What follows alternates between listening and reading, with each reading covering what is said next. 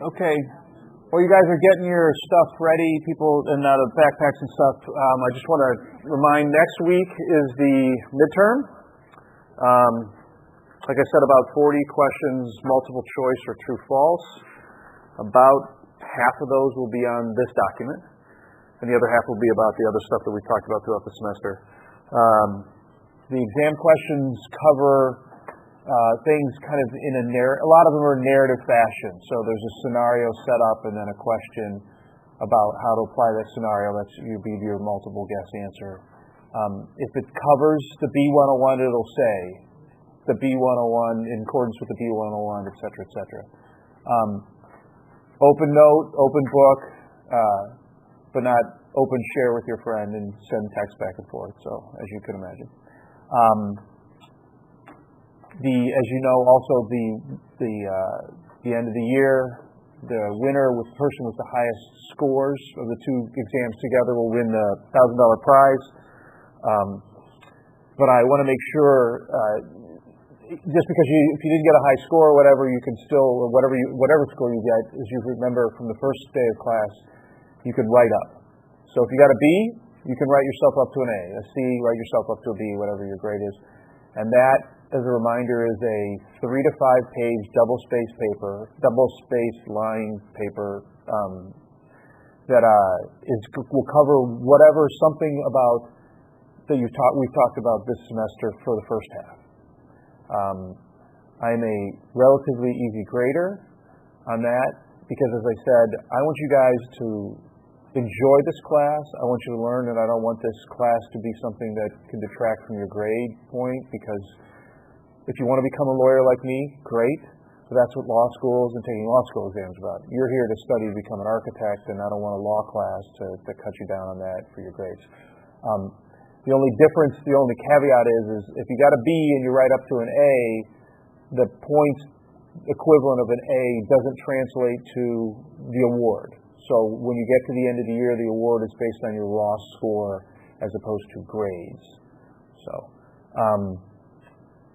and then the write-up on to write up your paper, if you want to go from a B to an A, I maybe look at it a little more critical than if you went from a C to a B.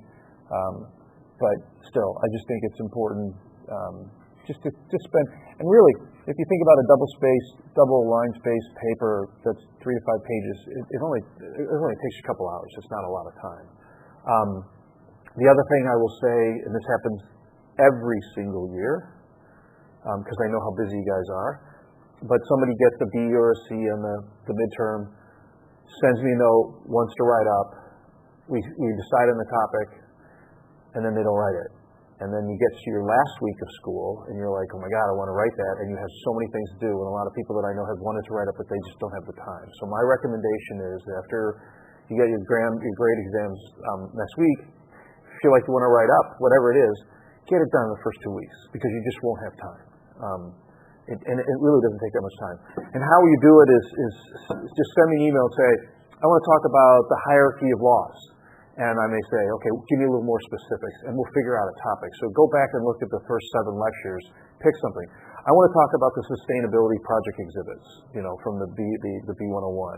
And what do you want to talk about it? Why this or why that? So just pick something. I will help you refine that, and then write me up. It's pretty simple. And I think everybody should do it unless you got an A. I mean, why not? I'm thinking if there's anything else. So the exam will be next Monday, and then Wednesday, I understand you guys don't have class on Thursday, so a lot of people don't come downtown on Thursdays. I can't promise Tuesday, and I actually play hockey Tuesday night, so I don't want to have the pizza party and ruin my hockey night, sorry. So, but if we have to, we will. But if next Wednesday work for you guys as far as coming over to the tower and I feed you guys, you can bring whatever booze you want. I'm not allowed to bring booze for you guys, but I can feed you. So does that guy work for you guys next week? Okay. And what we'll do is I'll give you a little tour of my firm, and I think I still have it in my office. I bring my portfolio that I did way back when I was in law school before computers and everything. People they seem interested in looking at that. And then we just go over the exam on a projector and go through the questions. Depending on how the questions come in, There have been times in the past where the collective mass have told me that my question was unfair, and I've thrown it out, or I've given everybody credit for it. So it's worth it for you guys to come at least for that if you feel like, oh my God, this didn't make sense. I can't believe you wrote it this way. And you got to remember, I write like a lawyer, and I sometimes forget you guys don't necessarily read like a lawyer, so that happens in questions. Sorry. So I'll send out an email for that. I'll get everybody's name on the security list for check-in at the Sears Tower, and we'll do that next Wednesday. All right, moving to the end of the B101. We stopped last week at the end of Article 4, which is the architect's responsibility, so we'll continue on there. I know there's 13 provisions, but we'll get through the rest of this guaranteed in the time left. Article 5 talks about the owner's responsibilities. As you remember, basically in contracts, it's agreement between two parties, and both parties have to do something. The basic examples I always give is, I will pay you $25,000, you will design me my new single-family home. We both have an obligation. So, obviously in this document, we had Article 4, the architect's responsibilities. Article 5 is the owner's responsibilities. So, unless otherwise, so under 5.1, unless otherwise provided for in the agreement, the owner shall provide information in a timely manner regarding requirements for and limitations on the project. That makes sense.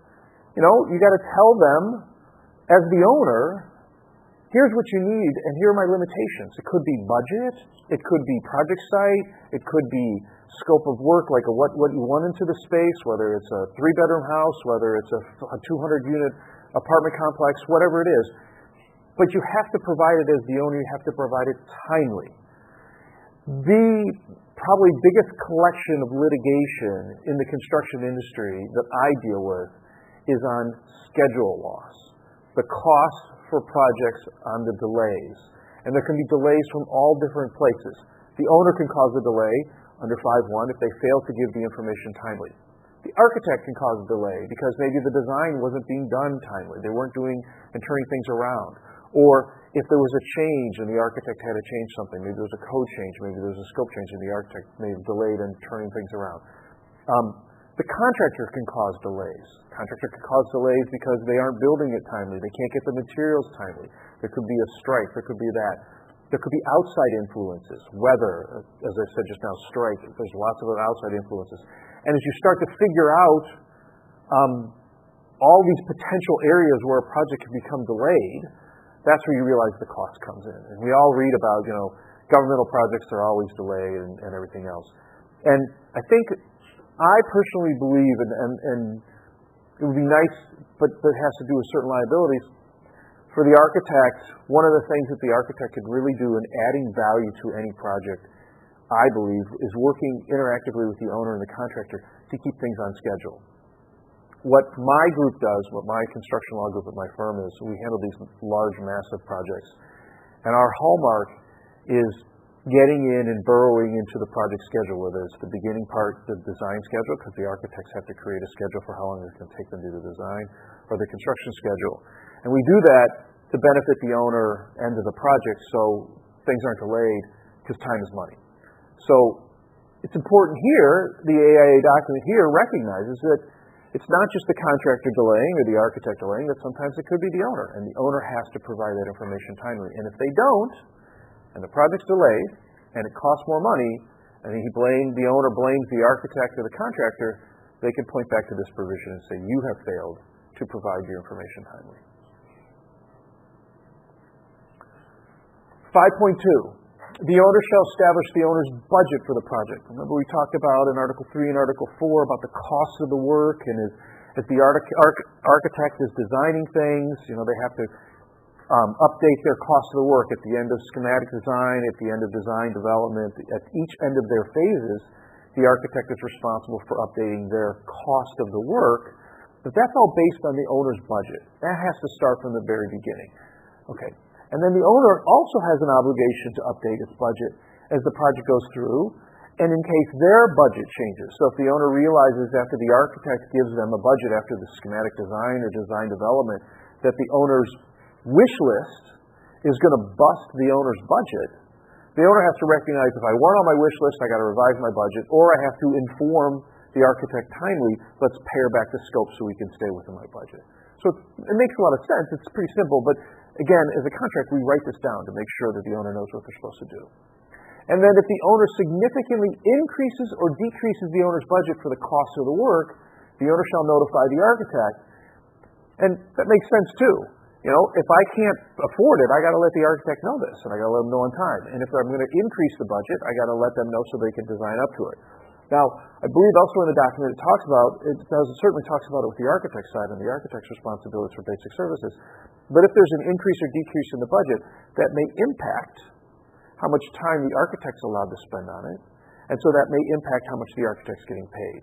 Rarely in a decrease in budget will the architect's fee go down, but certainly if there's an increase in budget, which causes an increase in scope of work, the architect should normally get paid for more. They probably will get an increase in their design fee. So, 5.3, the owner shall identify a representative authorized to act on the owner's behalf. This goes back, it could be, single-family home, you're going to deal with the homeowner, the people, whether the family or whomever. But when you're dealing with corporations and businesses, which most of the construction out there is on that side of the world, there's a representative. That representative is going to be, obviously, since we talk about the term authorized, that representative is going to be an agent of the owner. And that's that single individual. And it helps to have, and that's why they have this here as an obligation to identify who that authorized representative is. So there's not too many people giving orders. You want to make sure you're communicating with the right person, the owner's rep. Sometimes the owner's rep is going to be a third party. The owner's going to say, you know what, my business is doing baked goods. You're going to build me a bakery. I know what kind of oven I want, but I don't know anything else about it. I'm going to hire an owner's representative. They are going to handle everything. You deal with my owner's representative. So it doesn't have to be somebody from the owner. It could be a third party who would act as the owner's agent for those communications. Any questions on that? 5.4, the owner shall furnish surveys to describe the physical characteristics, legal limitations, and utility locations of the site and the project, a written legal description of the site, and then it goes on talking about what all is in those surveys. That's, as we've, over the course of years of delineating obligations and roles in construction projects, typically it's the owner that comes to the architect and says, here's my project site, and I've got these surveys. I know where the gas lines are. I know where the electrical lines are. Here's the meets and bounds, which is the borders of the property line, so you don't go over and start digging and having the contractor digging holes in the neighbor's project or the neighbor's land. So that's been typically delegated to the owner to bring. And so here the AIA has just said, all right, well, let's put it in writing. Let's make sure that happens. Now, like any contract, you can change these obligations. I can say for all the work out that had a Navy pier, my owner representative said, Mike, I don't want to deal with any of this. I don't want to deal with this. So for the architect's agreement, they made the architect responsible for tracking down the survey and getting all this information. So we just crossed this provision out, and we removed it, and we stuck it in under the basic services. Architect can charge for those services, but traditionally the owner has to bring these things to the table. 5.5, another traditional obligation of the owner is the geotech. Geotech is to make sure that the soil samples, or the soil is proper. So the owner goes out and hires a geotech engineer. They do a bunch of soil borings. They find out if it's silty sand, or if it's, if you're dealing into clay, or if it's good packed, depending on how the land is. So that the engineer, the architect who's hiring an engineer to do the foundations, can make sure they have the proper type of foundations down the soil. So, again, the architect says, or the AIA documents say, this is a traditional role of the owner, so we're going to put it in writing until they get to do the borings. The owner shall provide the supplemental services designated as the owner's responsibility in Section 4.1.1. If you remember in looking at the actual AIA document, 4.1.1 is that chart that's got 25 or 30 different things. And the chart has the description of the service, civil engineering, lead, whatever else it may be, and all these services. And then there are two columns to the right of that. One column has the term architect on the top, and the other one says owner, and you just check the box to see who's responsible. So these supplemental services that are negotiated at the beginning of who's doing what, you will delineate. And so this provision, 5.6, says if that chart in 411 has a checkbox under the owner's side, the owner's responsible for providing those services. And that way there's not a fight later down the road where the owner says, wait a minute, I thought you were doing that. No, I thought you were doing it. No, well, let's look at 411 and see who was responsible, and if it is the owner, 5.6 makes sure that they have to have done it. 5.7, this is new in the 2017s. If the owner identified a sustainable objective in Article 1, remember Article 1 was talking about the initial information, and we went through that whole discussion about what's in the sustainable projects exhibit. And if they do that, they select this sustainable objective. The owner shall fulfill its responsibilities as required under document E204, the sustainable projects exhibit. And we're not going to cover that exhibit. I'm not going to go through the provisions of that exhibit for the class this year. I'll talk about it a little bit more. And as the semester goes along, we get into some examples of how projects are run, and they throw some ideas out about it. But it's just another document that I don't think we need to spend a great deal of time on. But in that document itself, there are specific provisions that the owner has to fill out, specific provisions the design professional has to fill out, and specific provisions that the contractors have to fill out. So here it says, hey, you got to fill out what you need to fill out in the sustainable project exhibit, and to achieve your sustainable objective, there are certain responsibilities that are defined in that exhibit. So that's all it's referencing there. And it includes, one example is, if you want to get a LEED certified building, typically it's going to be the architect that's going to be submitting the forms to the LEED committee and filling all that information, but the owner has to provide information to the architect to fill out those forms. So that's something that they have to do under the sustainable objective. They have to give that information, and they have to give that timely. So. 5.8. The owner shall coordinate the services of its own consultant with the services provided by the architect. And it continues, the owner shall furnish copies of the scope of service of the contracts between the owner and the owner's consultants. And then at the end of this provision, the owner shall require that its consultants and contractors maintain insurance, including professional liability insurance, as appropriate to the services or work provided. So this one's a really good provision for architects. Now, when I typically represent owners, I modify this provision, and I take the word owner and coordinating the services, and I dump it back onto the architect. And I will recommend to my owner clients that I will pay that architect for that coordination services, because it kind of is more logical that the architect does that, in my opinion, because the architect is coordinating all the rest of its own drawings and its own subconsultants. However, as I also described, when the AIA documents are created and formed, there's a committee that sits, and sitting on the committee are architects and their lawyers, and owners and their lawyers, and contractors and subcontractors, and everybody kind of has their input. And here's one where the architect said, look, if you want to bring your own subconsultant, the example I think I've used here is the architect's retained to design a hotel, but the owner wants some specialty kitchen, and so they bring in their own specialty kitchen designer. And the architect says, if you want to bring in your specialty kitchen designer, that's great. I'm going to create the box of where that kitchen is going to go in. And they're going to have to tell me what they want in that box so I can design the connections of coming in or where that space will be. But I'm not going to be the one responsible for making sure they're doing it on time. I'm going to provide them the drawings with the box, providing them the information, and they need to match it up because I don't have a contract with them. I can't control them. You, the owner, have the contract with that kitchen designer. You have the control of them. So it's not fair, as me, the architect, who has no control over this other designer, I can't tell them what to do. I can't tell them when to do it. It's not fair that I have to coordinate their work to make sure that they're doing it right and timely. So the architects have a pretty good argument to say this should be the owner's obligation.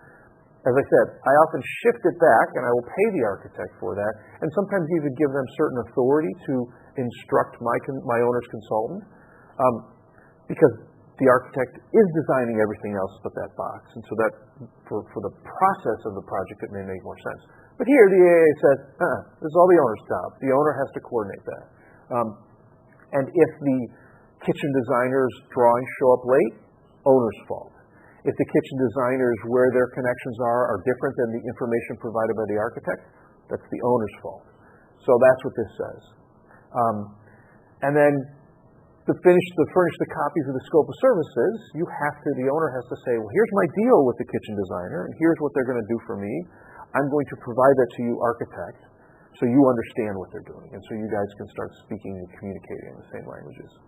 And that last provision about insurance is, well, the architect says, you're making me get insurance. I don't want to be the only one out there, because if something goes wrong, let's say there's a fire, and it may have started in the kitchen, but the people from the kitchen are saying it's because of the way you design the electrical connections. Well, there's going to be a big battle over that, and if the kitchen designer doesn't have insurance, well, then the parties that are injured are going to be focusing on the architect who does have insurance, and they're going to say, look, if you're making me get insurance, you got to make them get insurance so we can make sure we're all in the same level playing field if there's a dispute later down the road. 5.9. The owner shall furnish test inspections reports required by law of the contract documents. So that's just, if you need to have certain EPA tests, if you need to have any certain inspections by home builders or by the city or whatever, it's the owner's responsibility to do that. They have to make sure that those things are performed and that the owner pays for that. A lot of times, and this is, I think, also very fair, you don't know what all inspections may come down the pike, or you may not know what happens. Let's say that you find out that there's soils that may be contaminated, and the architect didn't build that into their bid. They didn't put that into their pricing. So they're like, I don't want to have to worry about guessing or figuring out. You as an owner may want to have more inspections or less inspections. We don't know what's coming up. So I want that all on your plate. You pay for it. You figure out how to organize it. We just make sure it gets done, and we work it into our schedule. 5.10, the owner shall furnish all legal, insurance, and accounting services, so they have to do whatever is responsible or necessary to make sure that the project is insured and the money's there and the accounting for the project is done properly. Then 5.11, the owner shall provide prompt written notice to the architect if the owner becomes aware of any fault or defect in the project, including errors, omissions, or inconsistencies in the architect's instruments of service. This last part of this sentence is actually another good provision for the architect. Basically, it's saying is, if you're the owner and you figure out something's wrong, something's wrong in the project, could be a construction issue. You were the owner was walking the site and saw something wrong. This is saying you got to tell the architect this. You can't keep the architect in the dark. You have to let them know what's going on. And the second one is, you may actually have some understanding or knowledge, or maybe your owner's rep has understanding or knowledge, and you know that there's potentially something wrong with the architect's drawings. If you know that, and it says becomes aware, if the owner becomes aware, you have to tell the architect. You can't tuck it away and hold back and then later come back and say, oh, you should have fixed that, or I thought you would have fixed that. If you had some knowledge yourself, you're obligated to keep the architect out of being in the dark. Now, what interestingly enough is this language here, becomes aware, is a lot of times where litigation ensues. As the owner, what does that mean, becomes aware? Like, are the owners trained in the profession? Is the standard of care for an owner in understanding the design drawings the same as the standard of care for the architect? And as my two favorite words as a lawyer, that depends. Depends on how sophisticated the owner is. Depends on what the owner has retained. If the owner retains an outside consultant, and the outside consultant is hooked with the owner, and the outside consultant saw something wrong with the drawings, well, then the owner should have become aware. And that would be then saying, you as the owner had an obligation to relay that information with me. So sometimes, but sometimes you can make the argument, I'm just a school board. You're building me a school. I saw your drawings. Sure, they look nice. I don't know what they mean. So how could I know if I looked at this that your drawings were incorrect? I didn't become aware. And then they may say, yeah, but somebody on your board has a design degree. Well, just because they're on the board and maybe their undergraduate degree is in architecture doesn't mean that they actually became aware. So this is a place where discovery and litigation to see if the owner actually had some culpability in not notifying the architect of issues. So. 5.12, the owner shall include the architect in all communications to the contractor that relate to or affect the architect's services or professional responsibilities. This is also new in the 2017. So in the past, for decades and decades and decades, the architect was, as I think I've told you, was the conduit of the communication between the owner and the contractor. And the architect will still be, by and large, the principal conduit of information. The drawings themselves is the conduit of that information, and if the contractor has questions, the contractor will issue what's called an RFI, request for information, and it's the architect's responsibility to respond to that RFI. But the AIA has recognized that in the last 20 years or so, as owners become more sophisticated, as projects become more expensive, owners are going to hire reps, they're going to have somebody internal in their company that will understand this stuff, and the owners are going to start talking to the contractors directly. And the architects really can't do anything about that because the owner has a contract with the contractor. And so what litigation has come before this provision, and there'll still be litigation on this, is that maybe there's something wrong with the services of the architect, or something going wrong with the project. Owner and contractor are talking about it. Architect doesn't know. Then the project goes south, whether it's a delay in schedule or whether the wall falls down, whatever it might be, and we sue the architect. And then the architect says, wait, I wasn't even involved in these conversations. And what happened was people would take the old AIA documents and say, yeah, but you're designated as the conduit information. You should have known of this information. The architect goes back and says, yeah, but how am I supposed to know when you guys are talking over here? How could I know? And the owner says, yeah, but it says here in the document you should have known, so I'm going to tag you for that. Well, the AIA says that's not fair. If you, contractor and owner, are going to be chatting outside of the presence of the architect, this provision says, shall include the architect in communications. You cannot. And if the owner fails to do that, the architect has insulation from liability. So, the provision goes on. The owner shall promptly notify the architect of substance of any direct communication between the owner and contractor, otherwise relating to the project. Communications by and between the owner, architect, consultants shall be through the architect. So the last one says, hey, if anybody's talking to the architect's subconsultants, the civil engineer, the electrical engineer, mechanical engineer, architect still gets to coordinate that because it's their own people. But the other stuff says, hey, owner needs to tell you and needs to tell you quickly, promptly, so you aren't left in the dark. And that's a defense for damages. If there's a damage claim against the architect, it's a defense to that claim because you were kept out of that discussion if the owner has failed to abide by that. Any questions on that? Okay. 5.13. Before executing the contract for construction, the owner shall coordinate the architect's duties and responsibilities set forth in the contract for construction with the architect's services set forth in the agreement. And the owner shall provide the architect a copy of the executed agreement between the owner and contractor. So again, this is putting obligations on the owner for coordination to make sure that the architect knows when the contractor is showing up on site, what the plans are for, what the delivery schedule is going to be, because by now when we get into this part about ready to execute the contract for construction, your drawings, the design of the construction documents are well on their way. They may be even completely finished, and the the owner and the contractor are negotiating everything. But this is basically saying, hey, the owner and contractor are going to enter into a contract. And we want to make sure, the architect, want to make sure that what's spoken about of everybody's duties and obligation in the construction contract is consistent with what we have provisions here in the B101. We want to make sure everybody's on the same page. Now, luckily, if we're using AIA documents, they are traditionally written to be consistent. If you're using the standard B101 with no revisions and the standard A201 with no revisions, there's not going to be any worry or confusion of who's supposed to wear what hat. But most lawyers, because this is what we do, we modify things, we change things, we tweak them. So the B101 between the owner and the architect may be tweaked. It may say, architect shall coordinate this, and architect shall coordinate that.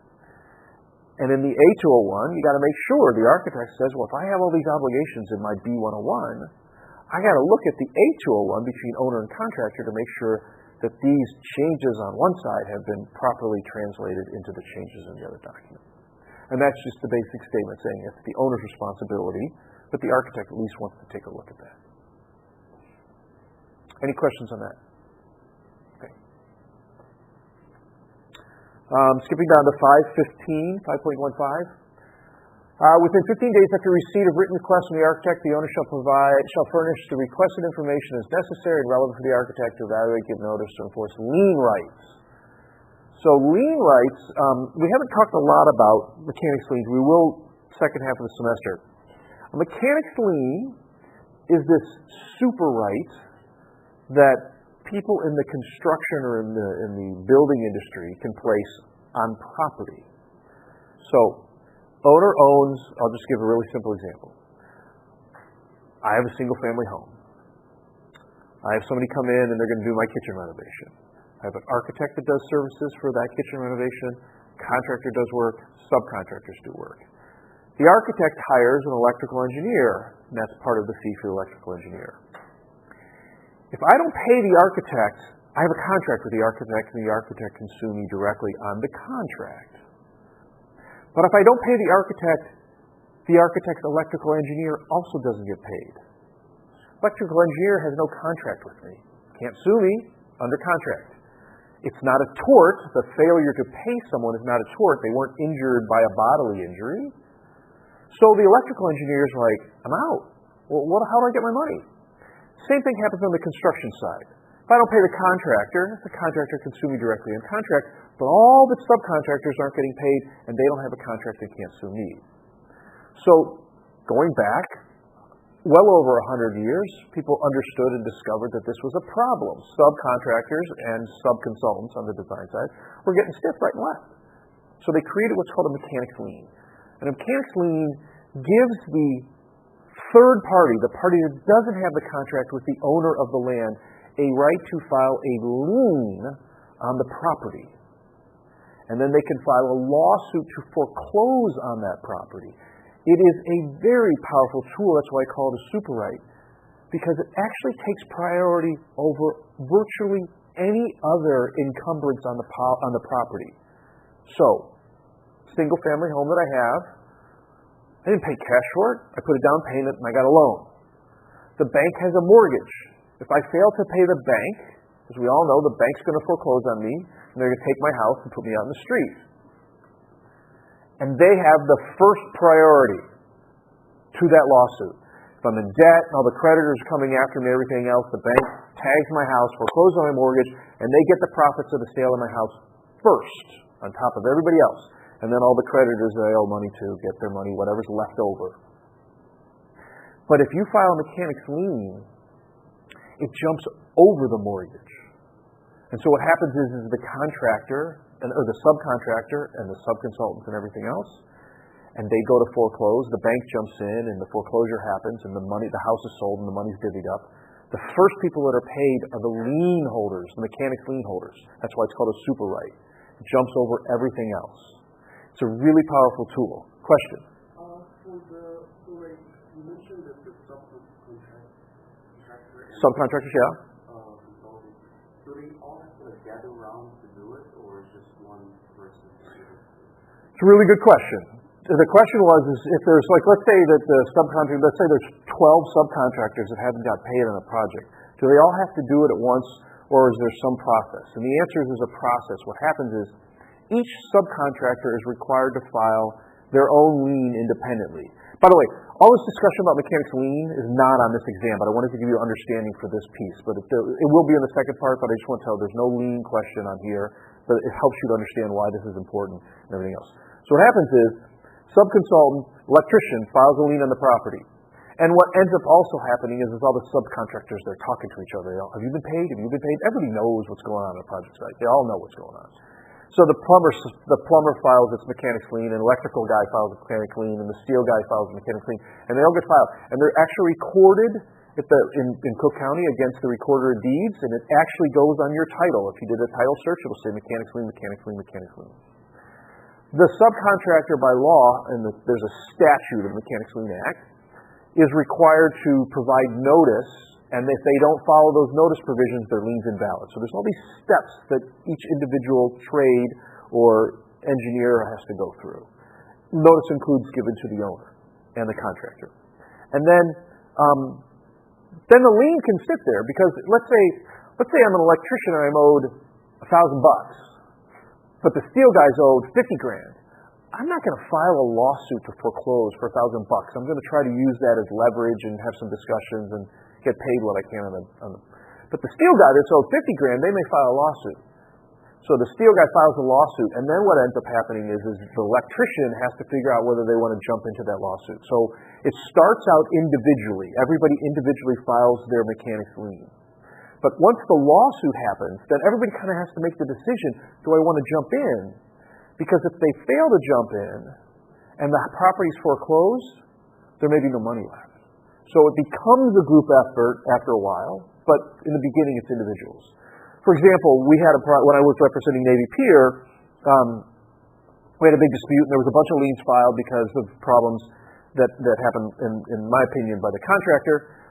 But they said it was the owner, and we ended up resolving it, so it was nobody's fault. Legally, it was nobody's fault.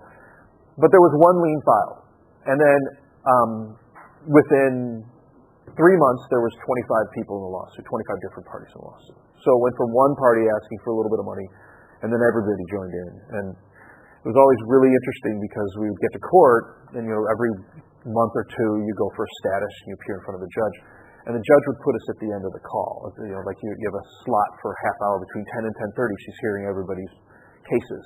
And we were always last because the courtroom would just en masse stand up, and there would be 30 lawyers stepping up in front of the judge, and we would be like crowding around to all talk. And since I represented Navy Pier, I get front and center, but it was always this huge group. And then the litigation lasted probably about a year and a half, and the group got smaller and smaller as people peeled off and got paid or settled or what have you. So anyway, what's important about this, going back to 5.15, 5.15, is that if there is information about the property, whether it's the property description, or if there's a change in the property status, or who owns it, or if there's other liens right, this says if the architect writes to the owner about this, the owner has to furnish the information.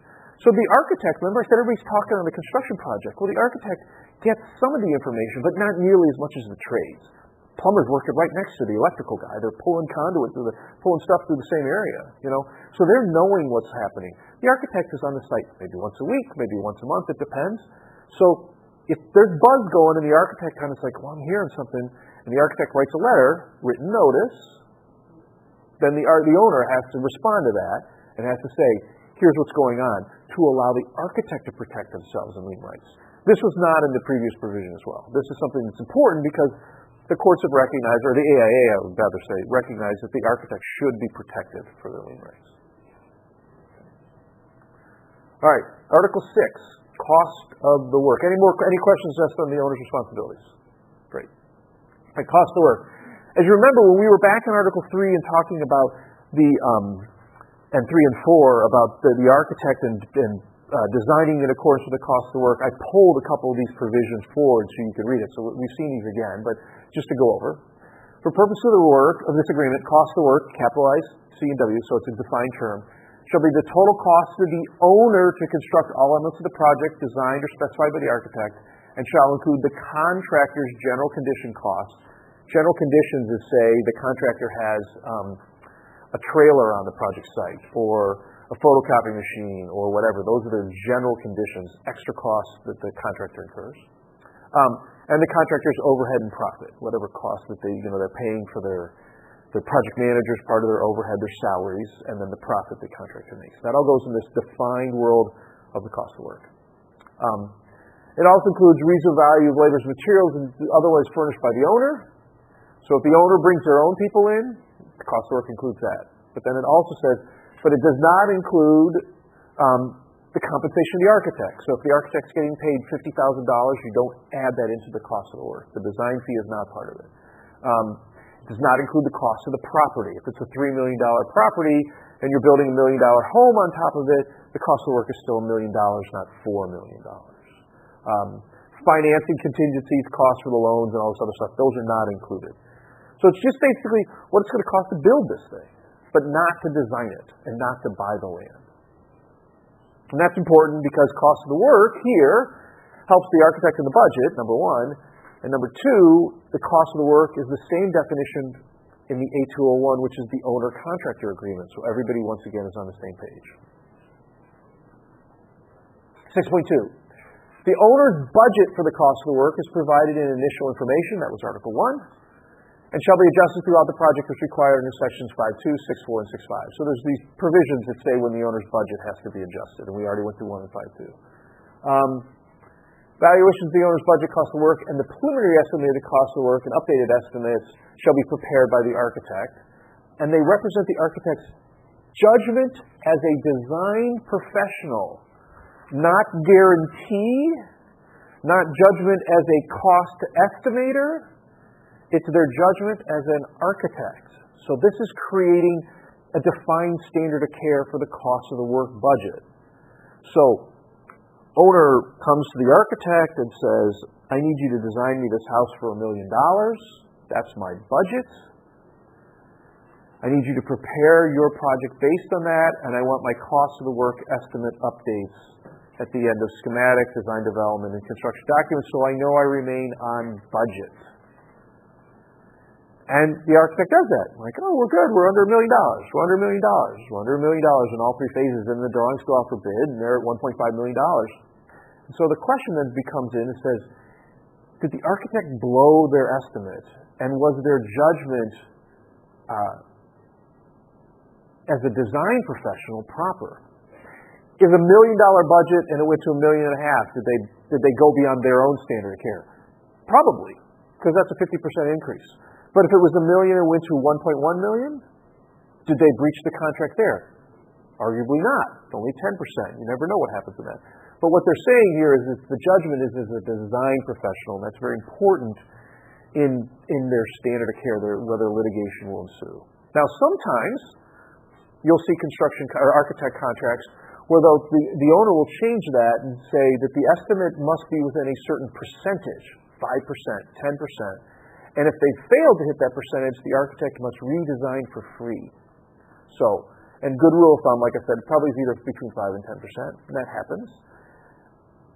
Other times, the architect says, I don't want to have anything to do with these cost of the work stuff. I'm striking it from the agreement. I'm not doing any project budgets and estimates because I don't want this. What's the judgment of design professional? What's that mean? They strike it, they take it completely out of the agreement, and the owner has to get their cost estimator. So, the last part of this thing is, again, this kind of, I won't say completely get out of jail free card, but it's important for the architect. It says the architect cannot and does not warrant or represent, so these would be like guarantees, that the bids or negotiated prices will not vary from the budget of the cost of the work, or from the estimate of the cost of the work, or evaluation prepared by or agreed to by the architect. So it's basically saying, it's like, I'm going to do my best, but I'm not guaranteeing it, and in writing I'm not guaranteeing it. So when I come back and it's not right at $1 million, $1 million one, or $1.1 or 1.2, things can happen. Pricing can change. I mean, it took you guys a year to get us to this project from beginning to end. You didn't get me information, and the price of copper went up. The price of steel went up. Who knows what happened? So it's not a guarantee by the architect. It's a good provision for you guys. 6.3. In preparing the estimates for the cost of work, so is the architect, they shall be permitted to include contingencies for design, bidding, price escalation. So they can be permitted to include, so price escalation may go up. They may have to understand some of the trends. Determine what materials, equipment, component systems, and type of construction will be included in the contract documents, and recommend reasonable adjustments in the program or the scope of the project to include design alternates and necessary to adjust the estimated cost of the work to meet the owner's budget. So basically what this provision says, 6.3, is owner comes to you and says, I want you to do me my house. I want you to design my house. My budget's $1 million. And here's my laundry list of what I want. I want 5 bathrooms. I want 5 bedrooms. I want 5.5 bathrooms. I want this scale of kitchen appliances. I want blue slate stone tile in my basement. I want to have this beautiful stonework deck. I want to have shiplap in the kids' bedrooms. I want to have a stucco or a cedar shake outside, blah, blah, blah, blah. And the architect looks at it and says, look, you're never going to do this. You're never going to be able to get all these things. So I'm going to make changes and recommendations to your program to meet your budget. Or I'm going to tell you that what you want and where the costs are going and the trends is going to go out of your budget or within your budget. So this is a kind of an encouragement, at the very least, to have dialogue between the owner and the architect about what the costs are, and giving the architect the leeway to be able to say, Mr. Owner or Mrs. Owner, your prices are going to go up, you may be able to bid this project out right now at $1 million, but by the time we're ready, by the time we're there, it's going to be 1.3 because I understand what price escalation is. I see the trend, so you're not going to be in budget. It's to help protect the architect and keep the owner informed. And then the architect's work shall be done based on conceptual estimate techniques current. And then if the owner requires a detailed estimate of the cost of the work, the owner shall provide that detailed estimate, but they get paid as a supplemental service. So the architect may say, we can get it in for $1 million. And the owner says, yeah, but I want to see a breakdown. I want to see what your cost is for plumbing, for electrical, for lumber, for foundations. I want to see this broken down so I can figure that out. Or sometimes the owner will say to the architect, this is probably for a bigger project. Let's say you're doing that $10 million toy factory that I've used as an example. The owner says, how long is it going to take to build that? It's going to take about 18 months. Okay, I want to see in your budget. I want to see how much I'll have to pay each month. So you get kind of what sometimes referred to in the industry as a burn rate. How much money I'm spending each month. How long it's going to take me to spend that $10 million. Is it going to be front-loaded, back-loaded, and everything else? If the architect is required to do all those things to give a detailed schedule, a month-to-month burn rate, or detailed by trade, they get paid as a supplemental service. A lot of times owners didn't understand this. They're like, yeah, you're supposed to give me a budget. And the owner may know what his budget looks like and what they thought, and then the architect gives a budget, and the owner says, well, this isn't what I want detail. And the architect says, okay, well, pay me. And the owner says, why? Why should I pay you for this? Well, now it's in the provision. It says, because it says right here you have to pay me for the extra detail. 6.4, if through no fault of the architect, the procurement phase is not commenced within 90 days after the architect submits the construction documents to the owner, the cost of work shall be adjusted to reflect the changes in the general level of pricing in the applicable construction market. So as I said, at the end of each phase, schematic, design, development, construction documents, the architect is supposed to give the cost of the work. So we get to the end of that construction document phase, and the architect says, here's your $1 million house, and my cost of the work is within that. And the owner says, okay. And they go out, and the owner's having problems with financing. So they haven't sent the drawings out for bid. And the owner finally gets the bank to give them the loan, and it's 5 months down the road. And it goes out to bid, and the prices come in high. Maybe because of its building in the summer season. Maybe the local contractors are much more busy, so they're a captive market, and they can increase the prices. Whatever the reason is. This provision says, owner, if you're going out to bid, that's what the procurement phase is. If you're going out to bid, you got 90 days. If it's after 90 days, my estimate isn't good anymore. So you can't tag me if you took too long to do your job to say that I blew the budget. We're going to revise that budget after 90 days. I'm going to give you really what it should be given the market conditions, and then we'll go from there. 6.5. If at any time the architect's estimate of the cost of work exceeds the owner's budget, the architect shall make appropriate recommendations to the owner to adjust the project size, quality, or budget, and the owner shall cooperate with the architect. So you're the watchdog along the way, and you will know if that 5 bedrooms, 5.5 bath house at some point in time when we're hearing everything the owner wants to fill in the blanks with is going to bust the bank. So you have an obligation to tell that to the owner. And it says, so the architect shall make appropriate recommendations. You have to give them recommendations to get within the budget. And the owner shall cooperate with you. The cooperation is, if the architect says the budget's bust, cooperation goes in 2 ways, typically.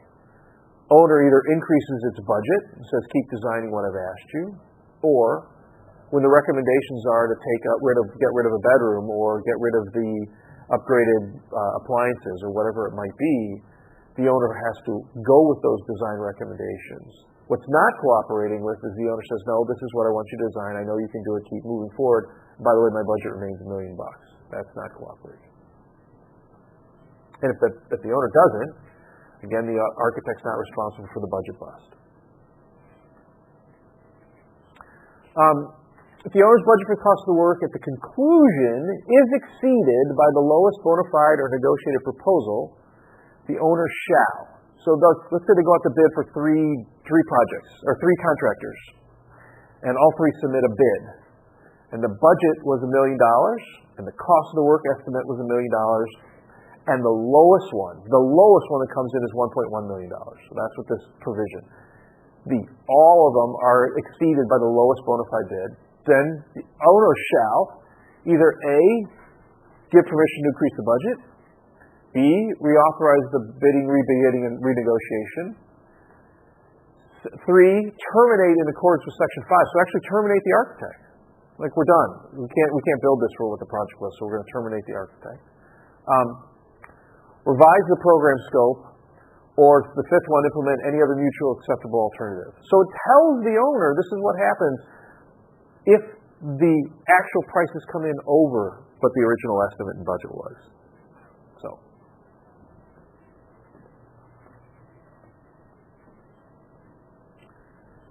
(6.7). Now, if the owner chooses to proceed under 6.6.4, so we'll go back to it quickly, and that's to revise the program scope or the quality, so they're going to change what's in the project, keep the budget the same, but change the design scope. The architect shall modify the construction documents, so the architect's got to go in and make those revisions, as necessary to comply with the owner's budget. The owner requires the architect to modify the construction documents because there's this bust.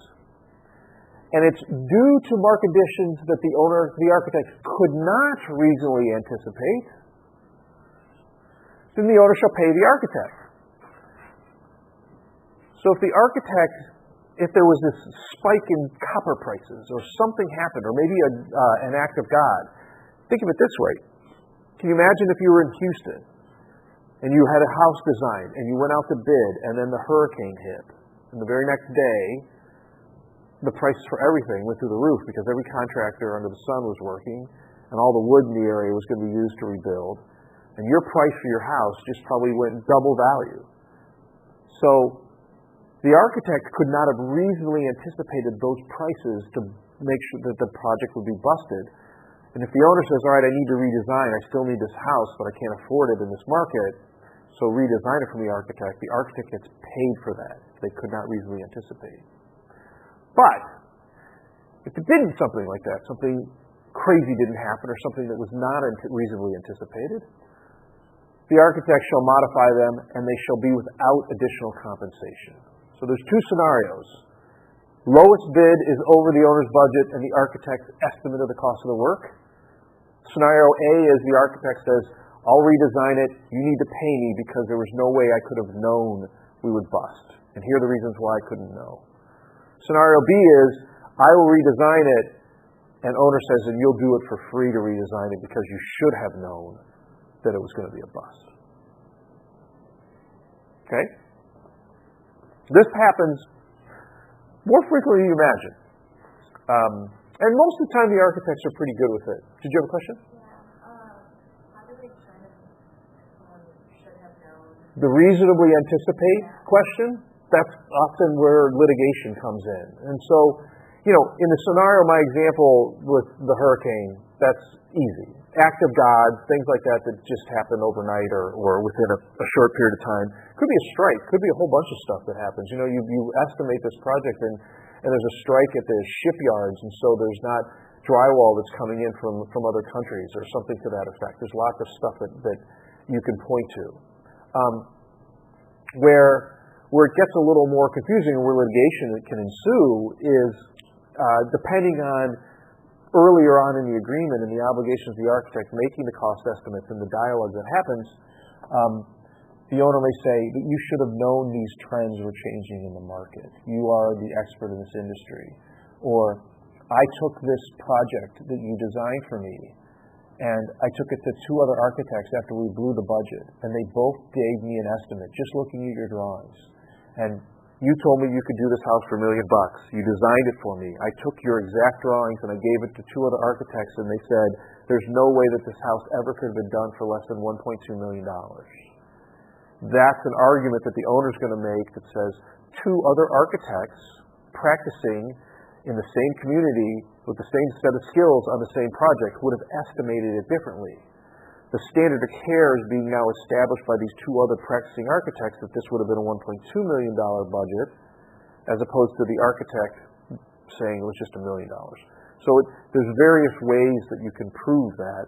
Sometimes the proof is not as clear if it's an act of God, not as clear when you're getting opinions of somebody else and you present that to a judge or jury. Does that make sense? Okay.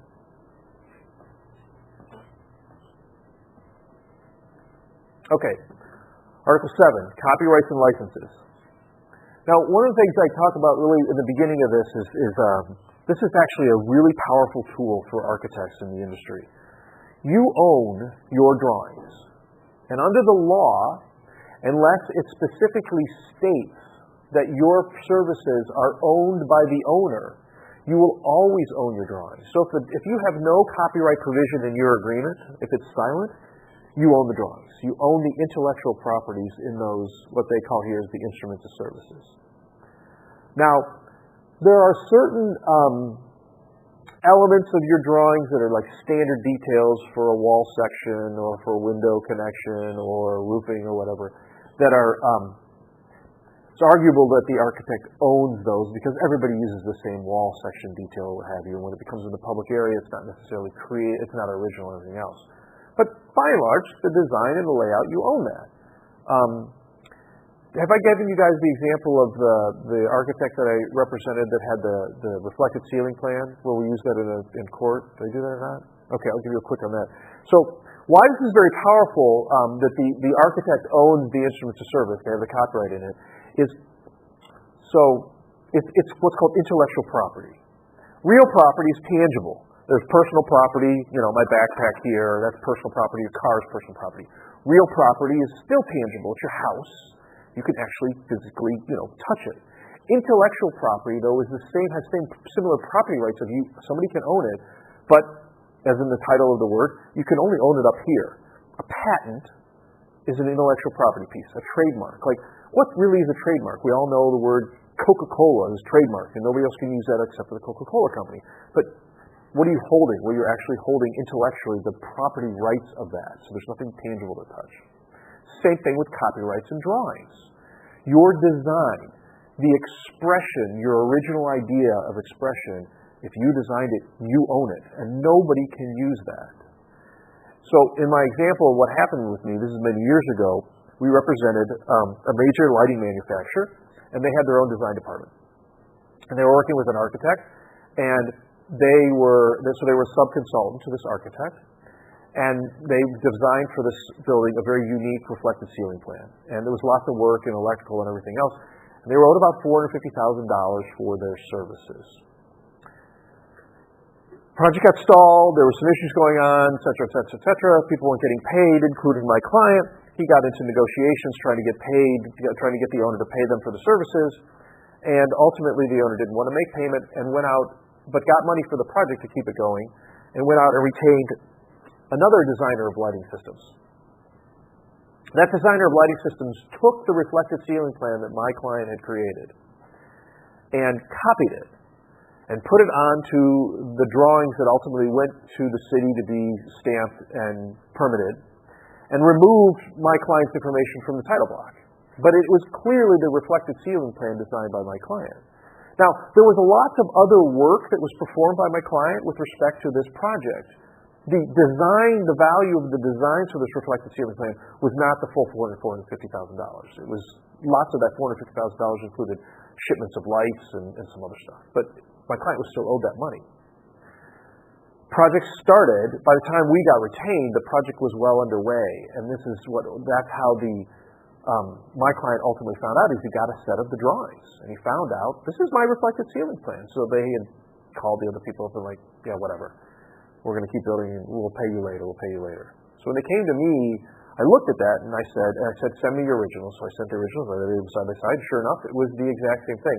Now, the reflected ceiling plan wasn't anything outrageously unique, but it was unique enough. Because it had to be designed for the layout of that building. You couldn't take that reflected ceiling plan and put it in the same size of building right next door because it wouldn't have worked, where the walls were and everything else.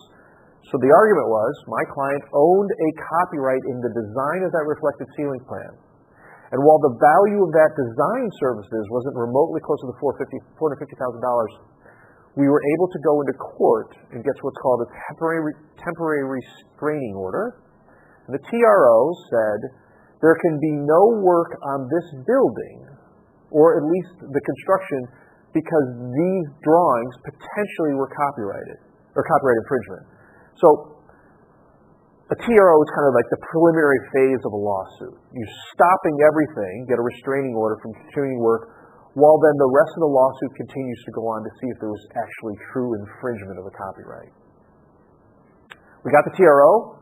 My client was paid in 3 days because the entire construction project had to stop. All the electricians pulling the wires had to stop. Anybody working on that ever would have used any of the drawings, even though they may not have been working on the reflected ceiling at that time, it's just they were using drawings that had infringing copies in it. So the court said, project shut down, the whole thing. We got paid because time is money. So this whole Article 7 is about your rights as a copyright holder and what happens and how the contract deals with who owns what. And it explains because even the use, like I said, in this case, the use of the drawings is illegal if they've been taken. You have to have a license to use that, and that's what we'll talk about this.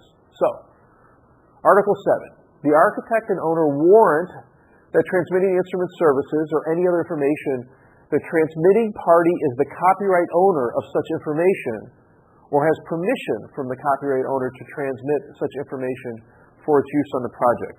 Now here, they call it the transmitting party.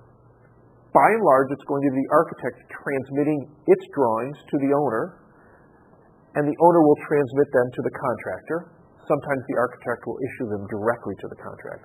But the transmitting party is the architect. But it could be that the owner has some owner's consultants. That kitchen designer has a set of drawings, and the kitchen designer has given them to the owner. That kitchen designer owns its copyright, and as it says, they have permission from the copyright owner, so the owner of the project has permission to transmit the kitchen designer's copyrighted work to the architect to incorporate it. So it just basically says, I'm telling you, I'm going to transmit these to you, but I have the copyright in that. That's the first level. I'm sending it to you, but I own them. Nobody else owns them. Second, 7.2. The architect and the architect's consultant shall be deemed the authors and owners of their respective instruments of services. So authors, you were the one that wrote it. Owners is you keep it, you own it. And they say respective instruments of services because what happens is when the architect submits the plans for the full house, the electrical engineers put in an electrical plan, structural engineers put in their structural plan, so forth. And the architect and its sub-consultants have their own agreement and licenses to use. And so everybody owns their own respective designs. That's 7.2. 7.3. This is how the owner is allowed now to use the drawings. Because like I said, if you don't have permission, you can't even use them. So the architect grants to the owner a non-exclusive license, meaning it's not just you, and sometimes you can have exclusive license depending on the agreement, but predominantly it's a non-exclusive license to use the architect's instruments of services, drawings and specs, or otherwise. But the owner can only use them solely and exclusively for purposes of constructing, using, maintaining, altering, and adding to the project. Not phase 2, not phase 3. So the architect, the owner comes and says, I'm going to build a high-rise building here, but I got extra land. I'm probably going to do a phase 2 in like 2 or 3 years, but just design me Tower 1. Built, done, architect gets paid, everything else. 3 years later, the owner's made enough money, gets the financing, starts to build phase 2. It's the exact same building, just right next door to it.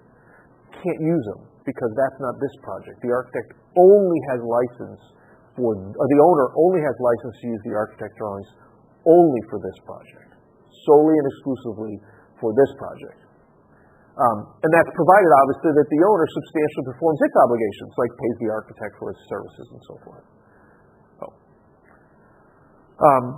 The architect shall obtain similar non-exclusive license from its own consultants to make sure that you can use the electrical and the civil and the structural. And the license permits the owner to authorize the contractors, subcontractors, suppliers as well, and their own consultants to reproduce portions of the instruments of service subject to the protocols 1.3 for performing service to construct the project. So what happens is this here, so the first one says, architect gives the owner the license, gives a license to use, but only for the project. Second part says, architect, I am authorizing you, almost like my agent, owner, to then use and give my drawings to the contractors so they can use them legally. Because literally, anytime they open up the drawings and the contractor's using it to build something, if they don't have permission, they're violating the copyright. So this creates this permission in here. Again, it's only for this project. So that's your chain of command. Architect owns, grants a license, exclusive or non-exclusive license, but only for the project. That non-exclusive license allows the owner to give it to the contractors to build the project.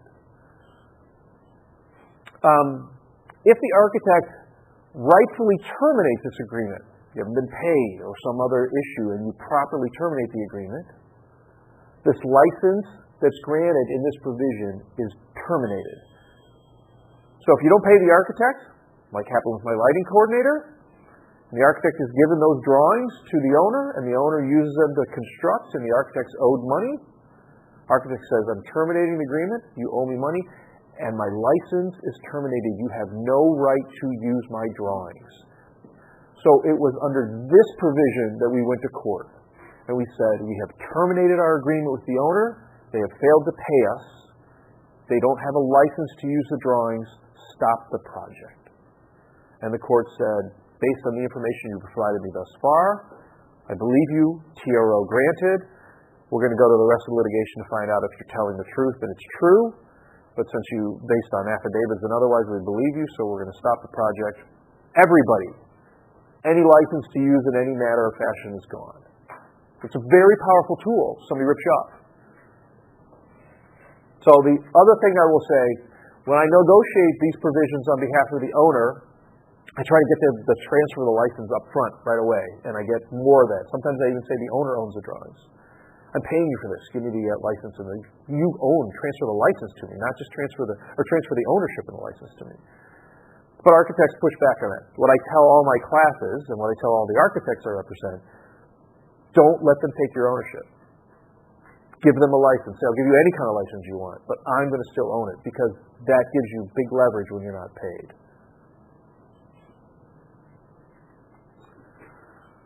If the owner uses the instrument, this is 7.3.1. If the owner uses the instruments of service without retaining the authors, in this case probably the architect or the subconsultants, the owner hereby releases the architect and the architect's consultants from all claims or causes arising from such use.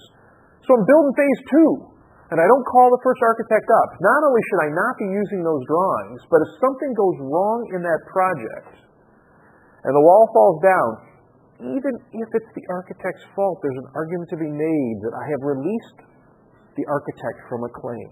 Even if the architect screwed up, there is a claim that the architect is making a defense that says, my drawings may have been defective, but you used them without telling me. And I possibly could have figured that out before that wall fell down.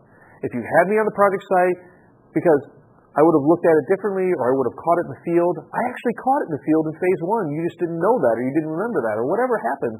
This is a release by the owner, so the owner can't say, your drawings were bad, haha, I gotcha. Also, even more protective for the architect, it says the owner agrees to indemnify and hold harmless the architect and his consultants for costs and expenses relating to causes of action, blah, blah, blah. What this says, this indemnification concept here, is architect and owner works together on phase 1, everything's fine. Architect doesn't get brought into the mix for phase 2. The wall falls down and injures a third party. As we all know from earlier discussions, that third party can sue anybody in tort. The architect can't point to the contract here and say, hey, I didn't have an agreement with the contractor or the owner on this one, so you, third party, I know you got hurt, I know my drawings were wrong, not my fault because the owner's released me. And he's going to say, or she's going to say, well, I didn't release you. It's tort. I can come after you, architect. Your drawings were incorrect. But the owner here, if they use that without the architect's permission, has to indemnify. Indemnification means, in this instance, that the third party, the injured party, should recover money, and it's deemed that it's the architect's negligent design, but the architect wasn't involved in that process. And there's a $1 million award. The indemnification says the owner has to pay that $1 million. Even if it's the architect's fault. Because it says, shall indemnify. Indemnify says the owner picks up the architect's tab. And hold harmless. I'm going to say to the architect, you are harmless in this, even though it's $1 million, because I used them without talking to you, without getting a license for them. I have to pay the bill for the third-party injured person. Does that make sense? Okay.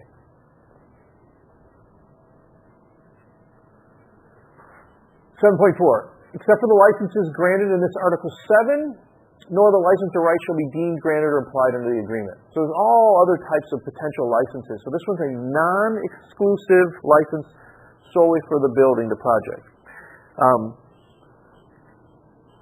This is where this will come up, an example of where this might come up. So instead of phase 2, I want to do renovations to phase 1. Or I want to do an addition to phase 1. And I use those architect's drawings for that renovation or addition. There's an argument to be made by the architect, you needed to bring me in to do that design work for the renovation because you don't have permission. It is, I didn't give you this, even though it's still the project, your house, it's only to the narrow scope of that. I didn't give you a license plus. So whatever the license that we've defined in here, it's nothing more. The other where it will come in, the other area it comes in is owner and architect entering this agreement. The license is a non-exclusive license. Architect designs your house. You pay him. You love your house. You love the layout. Beautiful, et cetera, et cetera. And then 4 years later, you're driving down the road and you're visiting some people and you're like, oh my gosh, that's my house right there. It's the exact same house that the architect designed for somebody else in the other neighborhood. Since it was a non-exclusive license, the owner can't come back to the architect and say, you just designed and put my same house there. I don't want people to have my house. Now you have 2 of them out there. I wanted mine to be unique. And the architect says, I give you a non-exclusive license, meaning I can use it elsewhere. If you wanted an exclusive license and I can't use your design anywhere else, we should have negotiated an exclusive license. And the only use of my drawings can be on your house. Now, you can't use them for phase 2 or you can't use them for additions, but at least I can't use them for somebody else. So that's why it says it's only the license granted or implied under this agreement. Non-exclusive versus exclusive would be an example of where a problem would come up. And then also here, another good provision for the architect who says, the unauthorized use of the instruments and service shall be the owner's sole risk, and without liability to the architects and the architect's consultants. Buyer beware. Question? So when, let's say that there's an addition being done to a project, can the new architect use the old plans to see what was done in reference like the new addition is being done to a separate part of the building, so it's not like... Let me see if I can figure out your question. So owner designs a house, builds a house, or the architect designs a house for an owner. The house is built, and then 8 years later, the owner wants to put on a kitchen addition, like I did. Can the new architect use the original architect's designs for that kitchen addition? The answer to that question is 2 parts. One, obviously go back to the contract, but let's say we're using this document, this AIA document.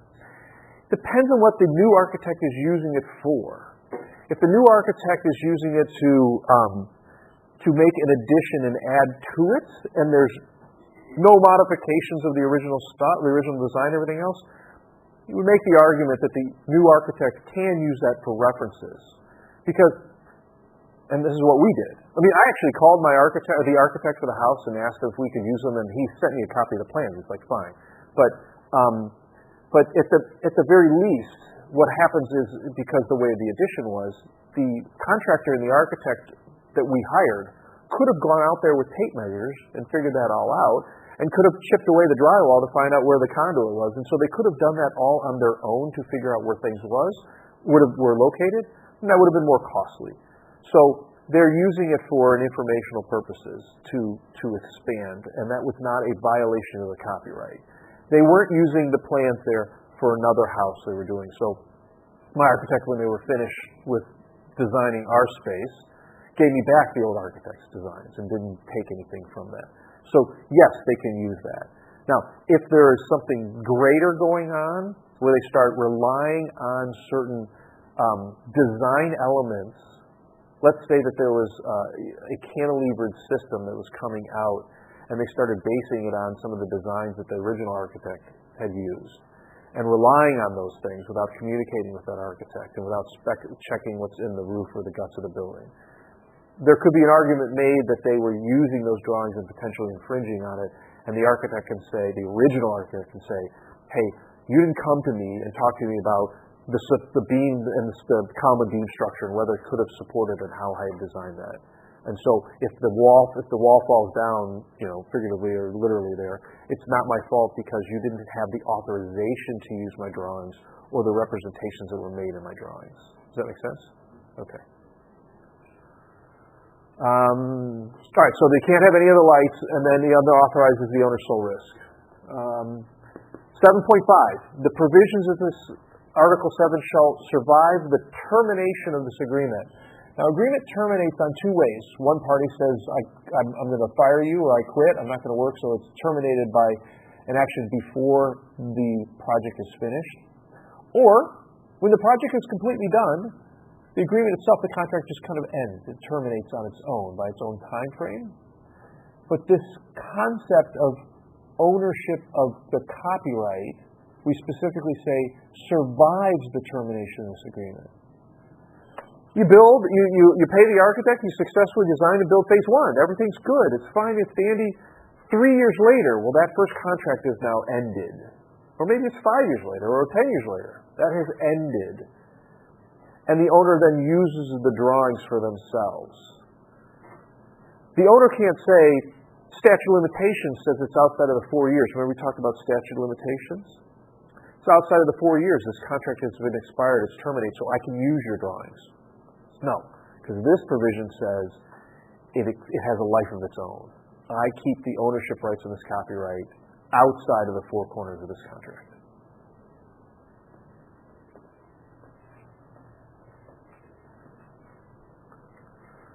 Article 8, claims and disputes. So, things can go wrong, so now we've got to figure out how people pay for it and what happens. 8.1.1, the owner of the architect shall commence all claims and causes of action against each other, whether in contract, tort, or otherwise, within the period specified by applicable law, but in any case not more than 10 years after the date of substantial completion. And then the owner and architect waive all claims and causes of action not commenced in accordance with this section 8.1.1. So the first part says, okay, if we have a problem with each other, we have to start this claim. We have to do it in accordance with the law. Applicable law would be the state or the location where your project is typically. Not always.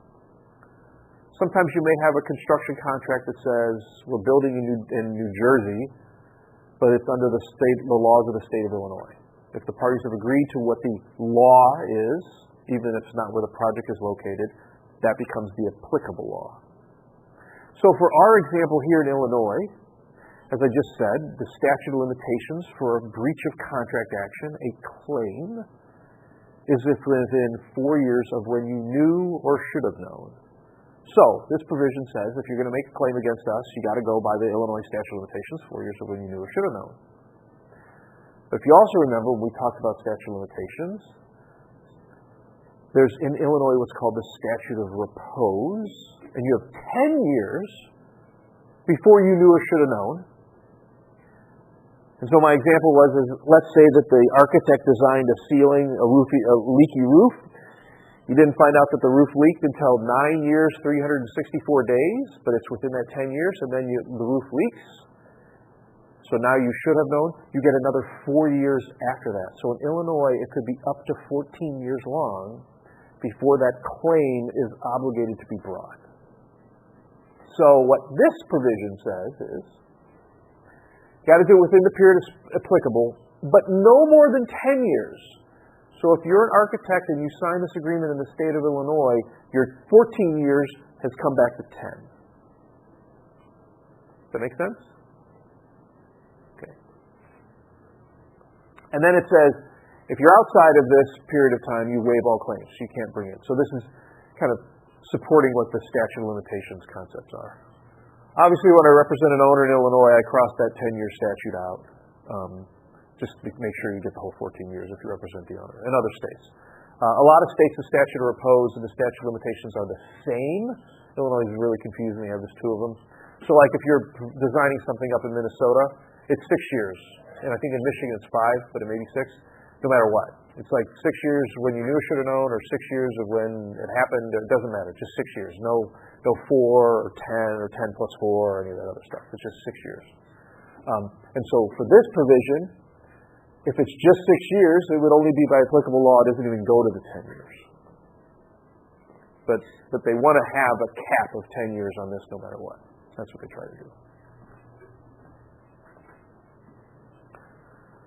8.1.2, to the extent the damages are covered by property insurance, the owners and architect agree to waive all rights against each other and against the contractors, blah, blah, blah, except for what's rights and such they may have in the proceeds of insurance set forth in the AIA document, the A201 2017. Now, this is a new provision in this agreement because by and large, the AIA documents have not, in my opinion, have not covered insurance adequately. It's not from a lack of trying, and it's not from a lack of intelligent attorneys and everything else. It has to do with the insurance industry is a moving target. It is very much dictated and mandated by market forces and insurance companies as one of the most lucrative and successful business entities out there in the country change their policies all the time. So the architecture, AIA documents or any other form document, especially if the document's around for 10 years, there's no way that their insurance language will remain viable for the full 10 years. That being said, they came back, the AIA, and we'll talk a little bit more about this for the A201, they came back this year for the 2017s recognizing that insurance, the world and the market changes. So they created a different format of how they require insurance. And it's they offer suggestions of types of insurance. They have this exhibit that has kind of a laundry list. You can check the boxes of the types of insurance. So they don't get into the granular. They just get in the bigger area. So that's what's nice about it. And I think hopefully it'll work better as a form document. So what this provision says is if there's property insurance out there, that goes first. And we're going to waive each other's claims against each other because we're going to have the property insurance pay for it. Except and unless some of that stuff that's in the laundry list of insurance on the contractor side, if that picks up, we'll let that come in as well. So this is an insurance provision that tries to say, basically it's saying, what bucket of money do the parties need and should use first, second, and third to pay for whatever claims and losses exist? And one of those buckets of money could be the owner's or the architect's professional liability insurance.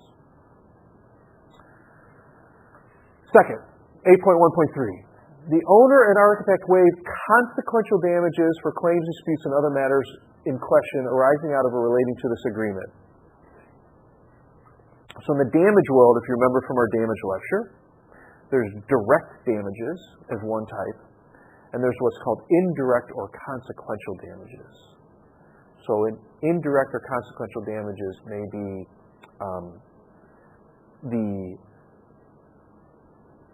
that toy factory doesn't open on time, and there's lost sales. Well, consequential damages could be as a consequence that the factory didn't open on time. We've lost sales. But then the next level from that is the owner of the toy factory would have made 15 cents profit on each of those sales.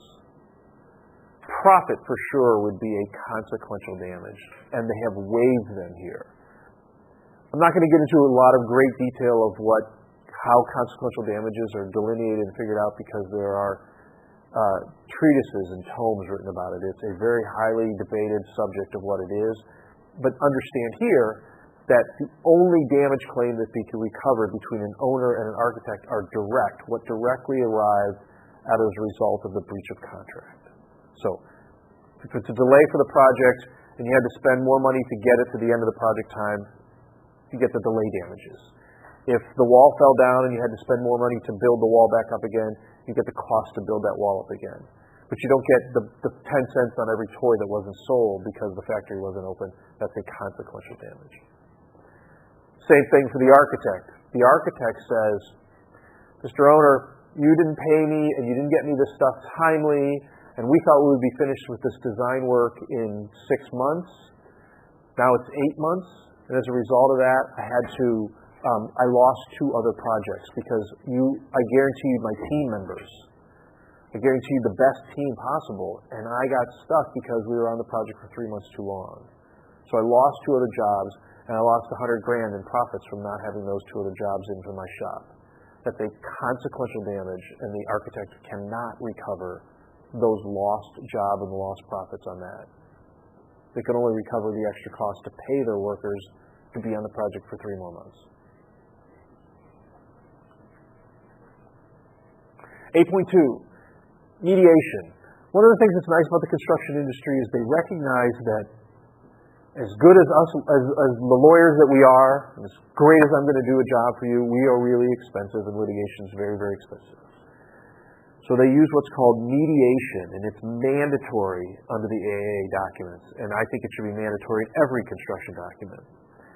Mediation is a non-binding business resolution. Now, you present legal arguments and you put in you don't really put in evidence, but you present facts to the mediator and you talk about why you would win if you had to go to court and everything else. But at the end of the day, the mediator has no power to make one party pay over the other.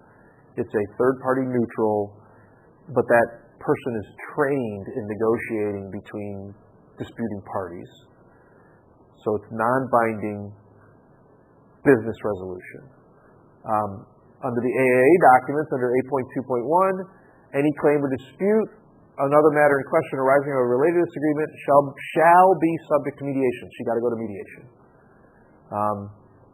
And then the architect may proceed in accordance with applicable law to comply with lien notice or filing deadlines. So if there's a lien, you may have to do some other stuff because that's not you can't do a mediation with liens. But other than that, everything else under this agreement needs to be mediated. 8.2.2, they shall endeavor to resolve all claims and disputes and other matters and questions between them by mediation. So this is bringing the architect into it. And shall endeavor means you got to do your best effort. You're going to jump in. It doesn't mean that if it's not resolved by mediation that we're done, but it says you shall endeavor to do that. And then this goes through and talks about how much time, but it also puts here, the mediation shall proceed in advance of the binding dispute resolution proceeding. So you got to have, under this agreement, you got to mediate before you go to court, or you got to mediate before you go to arbitration. Now you can tweak some stuff, and they have some other things that if let's say, sometimes some people use it as a stall tactic.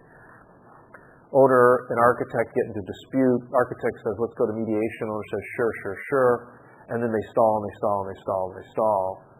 Architect doesn't get paid. At some point in time, and it talks about here, 60 days, there's other provisions that talk about this. If the parties aren't getting to a resolution in the mediation, they're not moving that process forward, the architect can then, or whoever's bringing the claim, can then jump to the next level, arbitration or litigation. So it's not an indefinite stall tactic that can be used. 8.2.3 just says sharing of fees. Everybody, you've agreed to mediation, so now you're going to agree to split the cost. 8.2.4, now we haven't figured out. We haven't been able to solve it by mediation.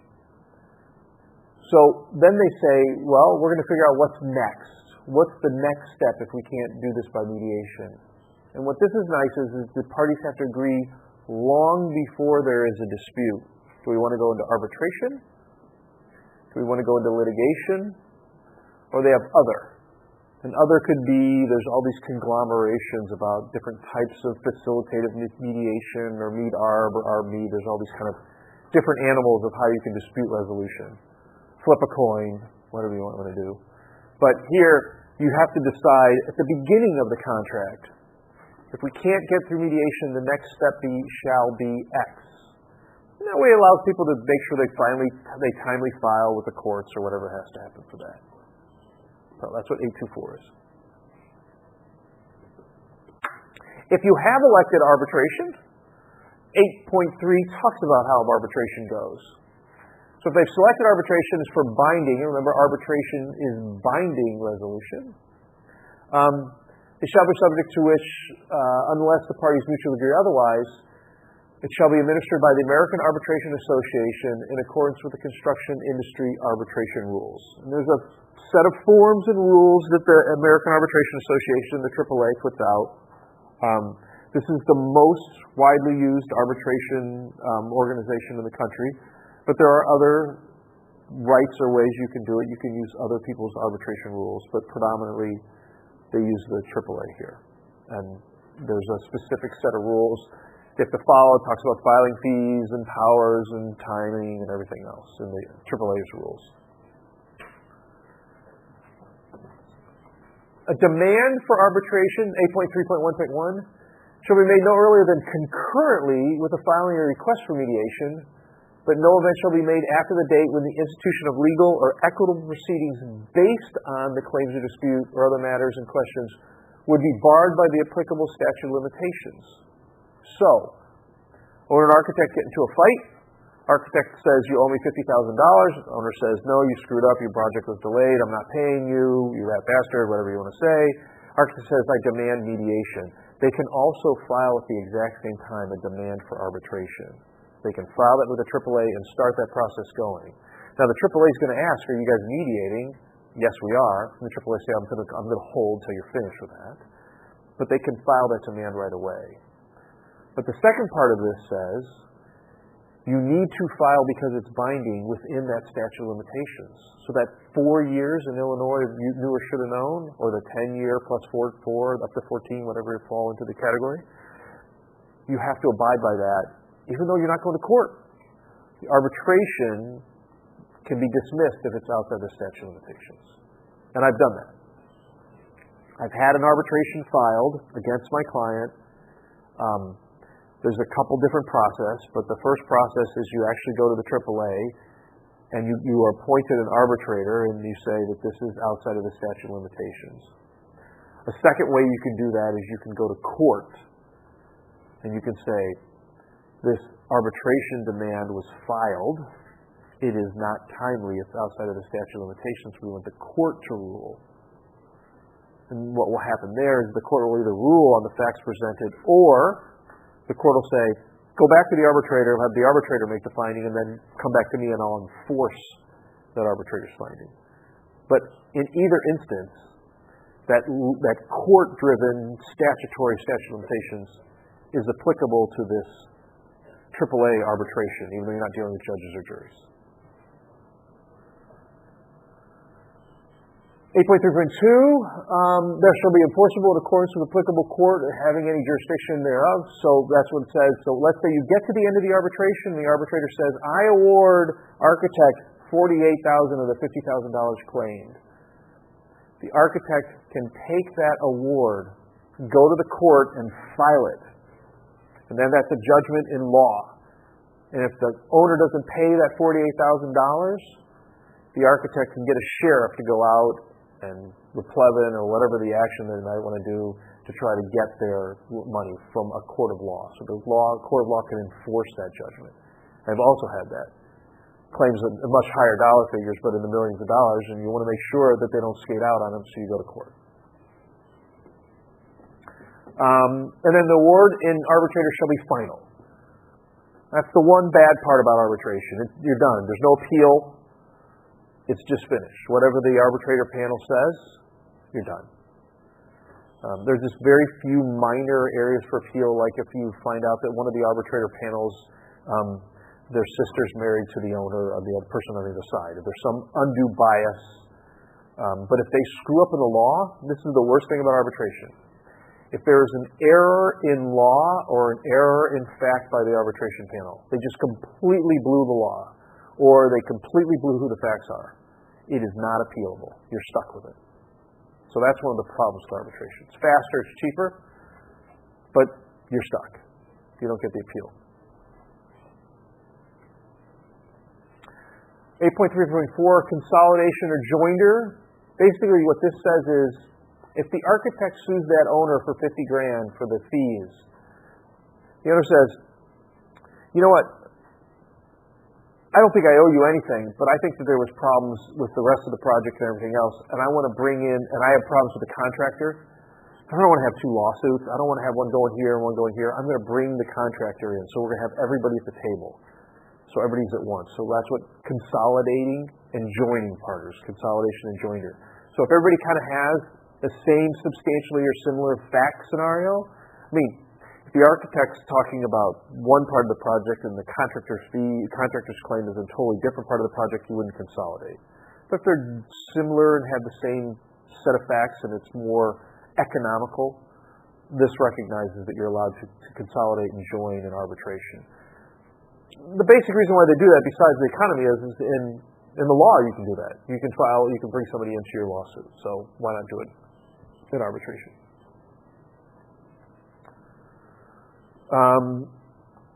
This continues talking about a common question of law, provided the party can be joined consent. So you have to have, the contractor has to have a similar consolidation or joinder agreement that you have with the architect. So again, inconsistencies of your contract documents, make sure they have the same thing. I had a project where the original owner-contractor agreement was mediation litigation.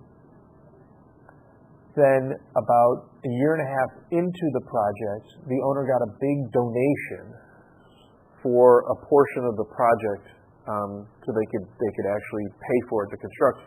And the party that got the donation, that gave the donation, they got their name on the park and everything else, required that any disputes arising out of the construction of that section that they put money in for donation must be resolved by arbitration. So now I had inconsistent provisions. I have a litigation with the owner-contractor, and I have arbitration with owner-donor. Luckily, nothing happened with the area that was built, but had there been a lawsuit over that, and I told the owner, this is what happens, and they're like, yeah, but we just got $20 million from them, so I'll suffer through, they would have had two lawsuits pending, or they would have had arbitration pending and a lawsuit pending at the same time. And they could have had inconsistent results. You could have had the arbitrator say, not contractor's fault, or the court say not contractor's fault in the litigation matter, and the arbitrator saying it is the contractor's fault, but because they weren't similar provisions, they can't be joined. So it just depends on what happens. And then also 8.4 says that this provision will survive the termination of the agreement, just like the copyrights. Any questions on claims or disputes? Okay. Article 9, termination or suspension. 9.1, pretty simple. The owner fails to make payments to the architects in accordance with the agreement. Such failure should consider substantial non-performance, cause termination, or suspension of performance of services. Basically, it's like, hey, you haven't paid me, I can stop working for you, or I can just terminate the agreement. The architect elects to suspend the services, they should give the owner 7 days written notice. You can't just stop working, you got to give the owner a chance to pay. And then before resuming services, the owner shall pay all sums due, so you owe me that $50,000, pay me before I start up again, prior to suspension, and any expenses incurred in the interruption. While you're negotiating that $50,000 payment, the architects are sitting around. They're not working on other projects. They may be on the site. It may be a project that's where they have to stay in a hotel. Who knows what happens? Any of those costs and expenses during that delay, the owner has to pay those as well. Salaries, whatever that might be. So even though since the architect has stopped working, suspended, that doesn't mean the architectural firm or the people that were working aren't incurring costs and fees.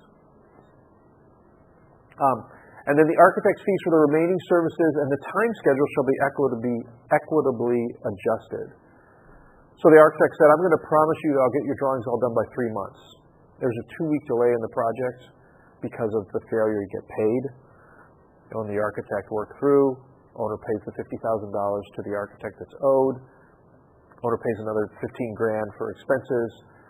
Architect will also get a 2-week extension on the schedule. I don't have to have the drawings finished to you by March 31st. I get till April 15th. That shall be equitably adjusted. There's no may, it's shall.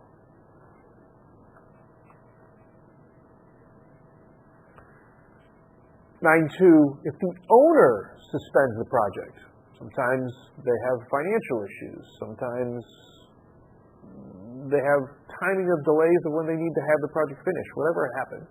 So this is the owner suspending, as opposed to the previous one was the architect suspending because they were paid. The architect shall be compensated for the services performed prior to the suspension, everything did after that. And when the project is resumed, they shall be compensated for the interruption of the architect's services, so just the same thing. So in this case, the owner made the decision, but the architect still gets paid for that time off and time for resuming and getting back up to speed. 9.3, if the project is suspended for more than 90 cumulative days for reasons other than the fault of the architect may terminate the agreement. So it's not a question of the architect not getting paid. He's paid in full.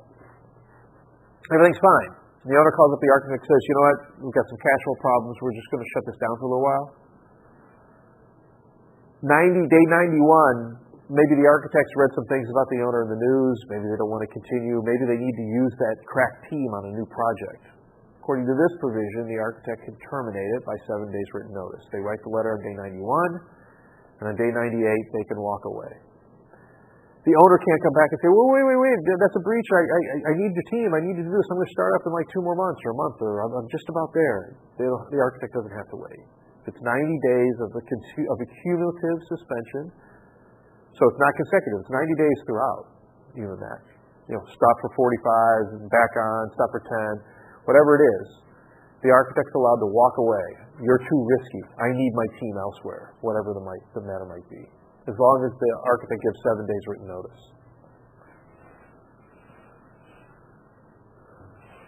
9.4. Either party may terminate this agreement upon not less than 7 days written notice. You always got to write that letter and give them 7 days.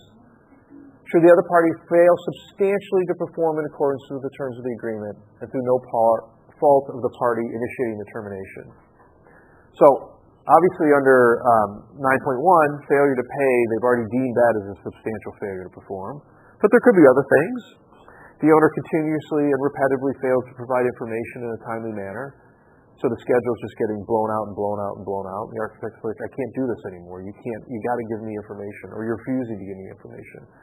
I'm giving you 7 days termination notice. Or the owner says to the architect, you haven't given me the drawings timely. Or the drawings have to be revised, or the budget, every time you give me a revised budget, or revised cost of the work, it's outside the budget. So those are reasons for termination by the owner's side. Traditionally, an owner, and this is something you'll see probably very common when you start practicing on a regular basis, they will change 9.4 to say that the architect, this is either party for substantial breach. They'll change this to say, the architect can only terminate for failure to pay. That's something you'll see often, as opposed to substantial breach by the owner. But in here, it's equal. It's a equally weighted provision under the standard form. 9.5. the owner may terminate the agreement on not less than 7 days written notice for the owner's convenience or without cause. So the architect doesn't have to screw up. The owner can just say, I'm done. Now, the architect can't terminate for convenience. The architect can't say, I really don't like you. I'm tired of working with you. You're out. But the owner can. The reason why is because the owner has the money.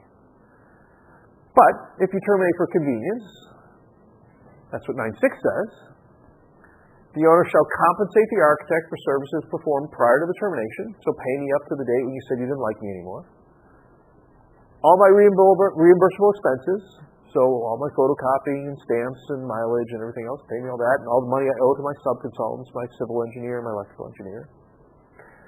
Cost attributable to termination, I had to relocate people. They had to stall out. So that's kind of, one would argue, cost attributable to termination could fall kind of into this area of consequential damages, but since it's specifically identified here, you're allowed to recover it. And including the cost attributable to the architect's terminations of the consultant's agreements. So what's this last part mean?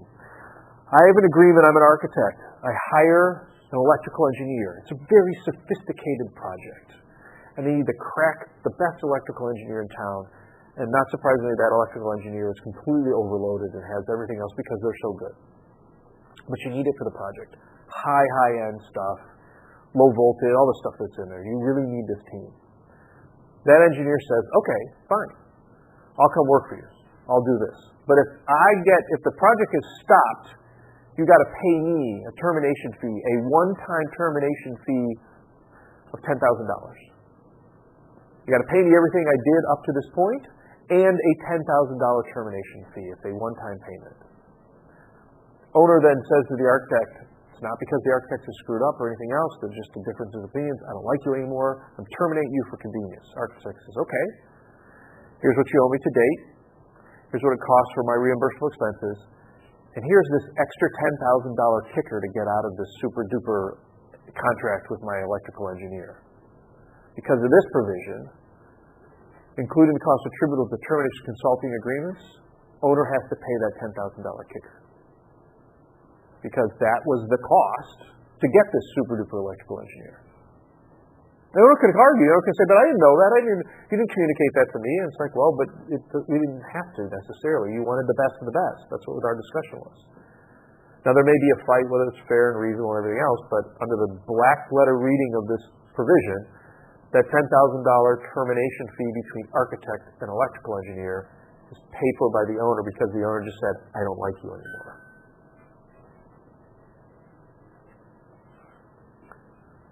(9.7) The owner terminates his convenience pursuant to section 9.5, so that's what we just talked about, or the architect terminates the agreement section to 9.3, the architect shall pay the architects for the following fees. And so this is new in this provision because there used to be fights over what was termination expenses and everything else. And the first one was the termination fee. There may be a flat-out fee between the owner and the architect. And the second one is, I'm terminating you for convenience, the owner says that, or the architect is terminating under 9.3, if we want to go back real quickly to that. 9.3 is the suspension. So nobody did anything wrong. The owner just was stalled out.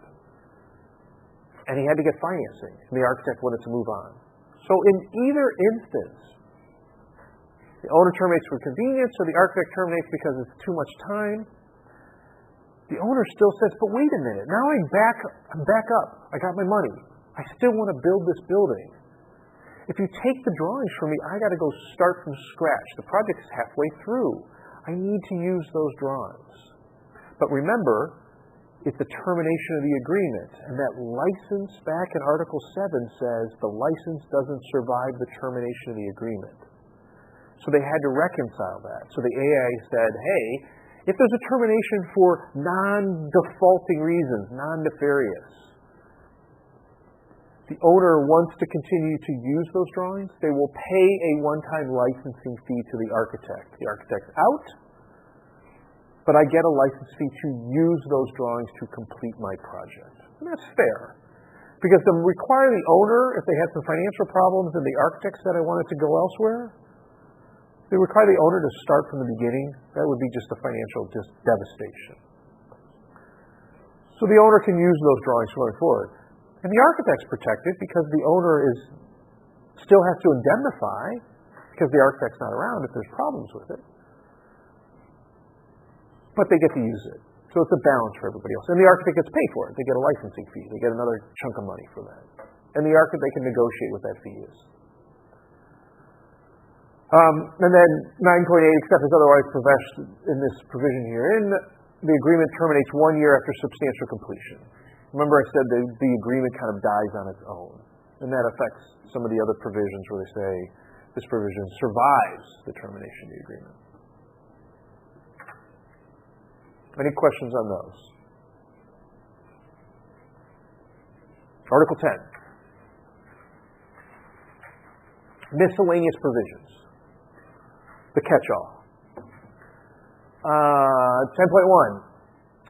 It's governed by laws of the place where the project is, unless stated otherwise. If the parties have selected arbitration as a method of binding dispute, the Federal Arbitration Act shall govern Section 8.3. And there's a whole set of rules of how the Federal Arbitration Act is applied and everything else. So you use the AAA rules in conjunction with the Federal Arbitration Act, and that's what everybody follows. 10.2, terms of this agreement are the same that we find in the AIA 201, that consistency of terminology. Cost of the work in one document is the same in the other. Project in one is the same in the other. 10.3, the owner-architect respectively bind themselves, their agents, successors as signs, and legal representatives to this agreement. So it's your basic language to make sure that the agency world is working. We all understand. If I designate a representative, if they designate a representative, they're my agents. Everybody's bound, just like we talked about earlier this semester on agency theories. 10.4, certificate language. What's this?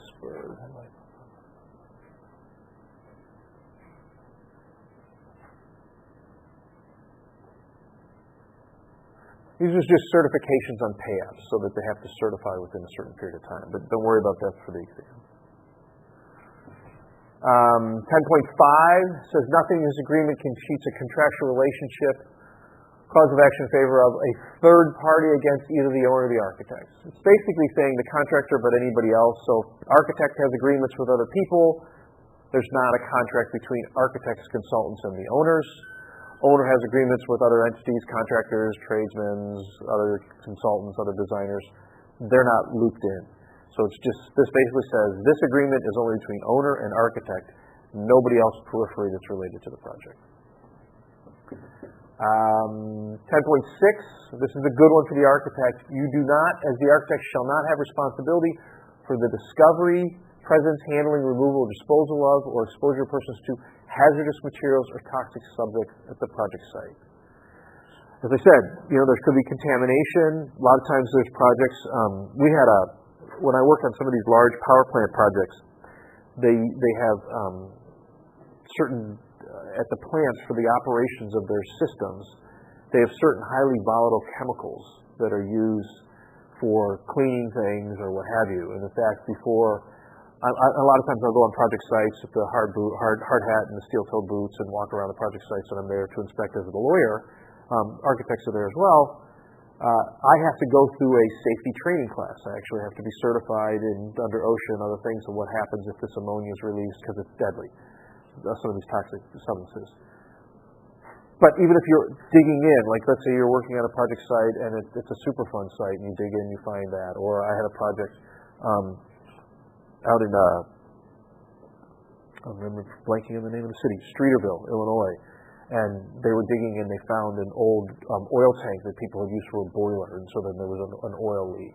So there's all these things that can happen, toxic substances. Contractor and owner are typically responsible for that stuff. Architect specifically is not. If it's on the project site, it's handled by somebody. If it exists there, or if it's removed or anything else, architect says, I have nothing to do with that.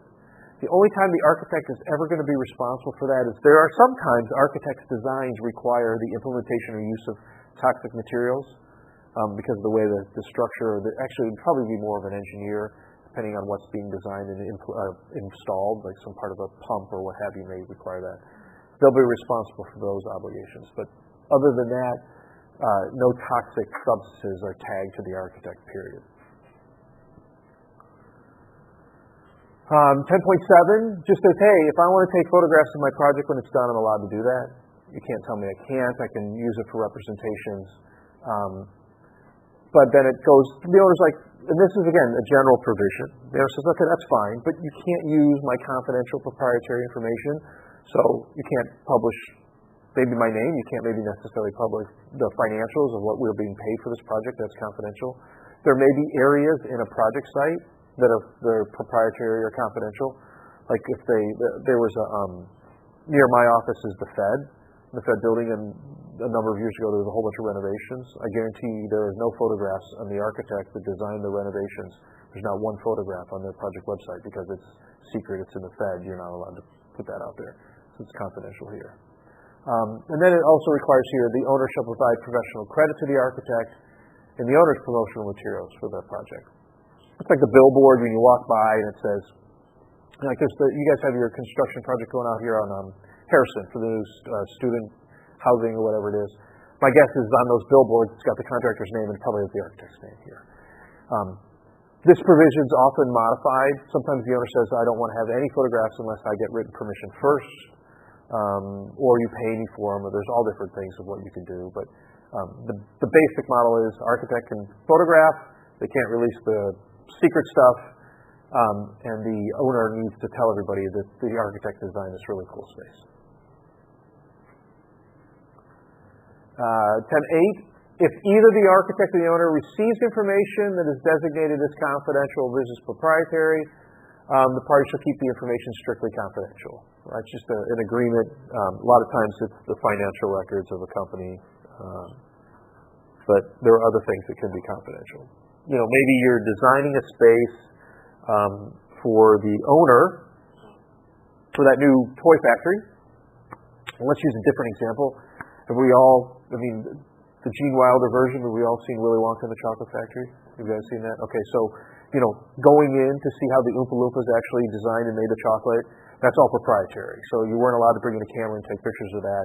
You weren't allowed to talk about that. So the architect, granted, it was designed by Willy Wonka, but in the real world, if that was a factory was designed where there's secrets, and you take your architect to an existing facility to show what the space operates so they can design the shell for the new facility, that's business proprietary information. The architect can't leak that information out to someone else.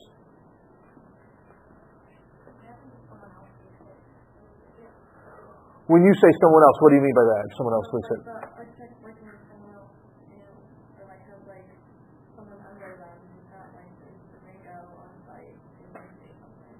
Okay, but so it's somebody employed by the architect? Yeah. Okay, that's a good question. So the question is what happens if the architect has somebody's employed, either they're not licensed, I think is one of the points, and they're the ones that go out and leak the information. So, two answers. First of all, in the world of contracts, it's what's called typically a single point responsibility.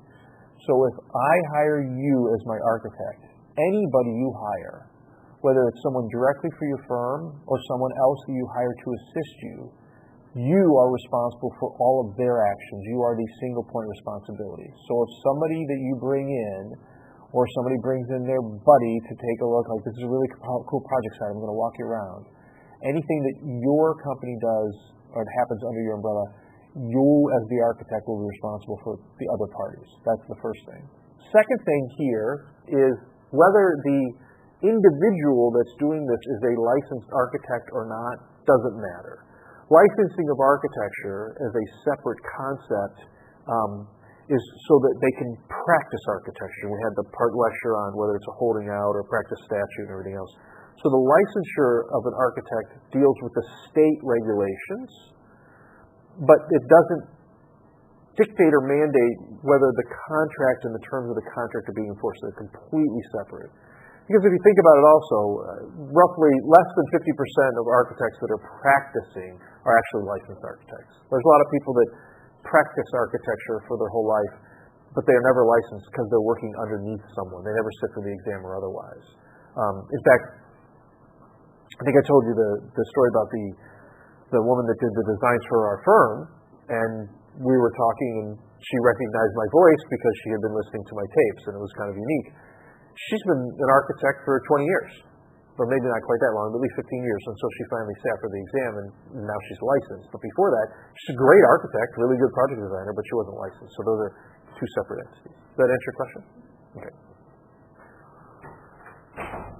All right, 10.8.1, if you have confidential information and then you need to release it, maybe there's a subpoena or some other thing that one of the parties has to release it. You got to give the party 7 days notice and they can come in. So this is just kind of what happens if a third party needs that proprietary or secret information. Well, the architect or the owner is required to give notice. Hey, I'm going to turn this over to the court. I'm going to do it in 7 days because I'm required to. And then the owner or whoever has the information must step in and do what they need to do. 10.9, this basically just says if something in this provision, in this contract is invalid or void or otherwise, we'll strike that one provision and everything else remains as is. There could be a change in the law that says, changes how statute of limitations work or change, the duties and responsibilities. So it basically says there's just one provision that's going to be stricken, not the whole thing. Article 11, how do you get paid? Compensation. We'll zip through this and then we'll get out of here. Basic services. Remember, Article 3 talks about the basic services, which is the design, structural, electrical, and mechanical. And you can be paid by 3 ways, of which I have stipulated sum twice, so I apologize for that. So one is stipulated sum, 2 is supposed to be percentage, not stipulated, and then 3 is other. The percentage one in 2 is, there's a chart in the AIA document, and it says we're going to figure out what percent is going to be paid based on the cost, or I'm sorry, not the chart. It's going to be percentage often based on the cost of the work. So that's what it has here. So I'm building $1 million house. I'm going to do the work for you for 10%. And if it turns out the house costs $1.5 million, my fee went from $100,000 to $150,000. So 2 is supposed to be percent sum. Stipulated sum is I'm building this house. I'm designing this house for you for $100,000. Period. The end. No matter what it costs, it's going to be $100,000, even if it costs more to build it. And then the last one, other. Sometimes you have hybrids. There's all different methodologies of parties can figure out how to do those over the course of time. 11.2, for supplemental services designated in 4.1.1 and any of the sustainability services required under that, they should be compensated as follows, and then you put in your definition of how much they're paid. That supplemental services, that chart that you, in 4.11, that you delineate who's doing what, and you negotiate that up front, and you talk about what the costs are for that. That may be separate from that is separate from your cost for the basic services. Additional services, that's what happens along the way that you may not have negotiated up front to do the work. You're going to be compensated, and then you put in the amount and basis of compensation to fill in the blank. Often a lot of these are hourly. In the profession, typically they're hourly. Occasionally you may have some lump sum, but most of the time for both supplemental and additional services, it's hourly. And then 11.4, compensation for supplemental additional services for the architect's consultants. How those going to be done? Typically they're going to be, okay, you have a civil engineer. Civil engineer sends you a bill for $10,000. You're going to pass that $10,000 upstream to the owner. But here, in 11.4, they recognize there's a markup here. Because if you have to pay the civil engineer and carry that $10,000 on your books, and you have to incorporate and have somebody roll that into your ledger that you're sending to the owner, you should get paid a markup for that. Typically it's 1% or 10%. So you get that $10,000 bill, you send that with the $10,000, put the 10% markup on top of that. This is if we're doing on compensation for basic services on a stipulated sum. So I'm going to do this project for $100,000. There's your $100,000 here. You're going to put that at the bottom, and it's going to be broken up. When I finish the schematic design phase, it's going to be worth 5% of the work, so you're going to pay me $5,000. When I finish the DD, it will be worth 15% of the work, so you're going to pay me $15,000. It'll all be based out of what your basic lump sum is.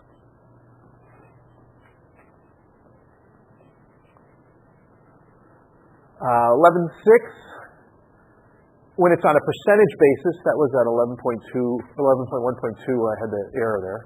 It should be calculated multiplying the percentages in the article by the cost of the work. So again, if it's as the project goes along, so it's $1 million house, you don't wait till the very end to get paid your 10% or your $100,000.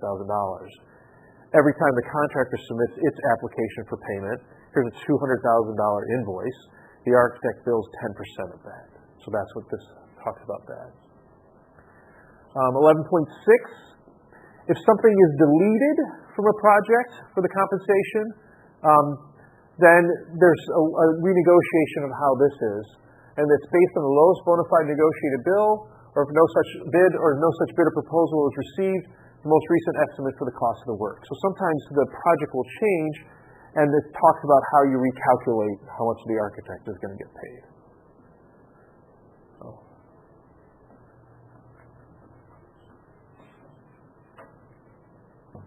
11.7, you want to tell them what your rates are. So later down the road, when you do get the bill hourly rates, you get here's what we charge. You'll just delineate those out. 11.8, this talks about what types of expenses are reimbursable. So you want to give them a definition up front. Hey, I'm going to charge you for my reimbursable expenses, and here's what they are. Transportation, long-distance services, printing, reproduction, postage. There's a whole laundry list here. Of what is considered reimbursable expenses. It's pretty standard, you'll see in the industry. It goes on, there's a dozen of them or so. And then 11.8.2, you get a markup of this as well. Again, if you're paying reimbursable expenses, if you're paying FedEx, you're paying the phone company or anything else, you have to carry that on your books, you get a markup for that. 11.3, this is if there's that termination for convenience. The architect, remember there was that licensing fee that says so you want to try to negotiate what that licensing fee is up front sometimes. So you say going in, hey, if you're going to use my drawings, here's it's $5,000 or $10,000. So you want to do that up front.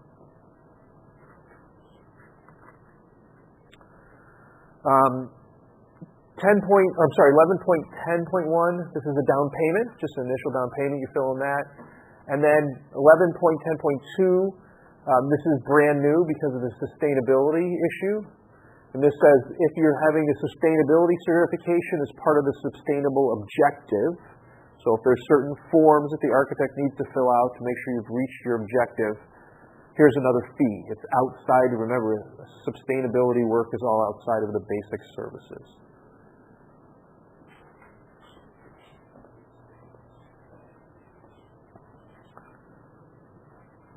11.10.2.1, this is talking about progress payments.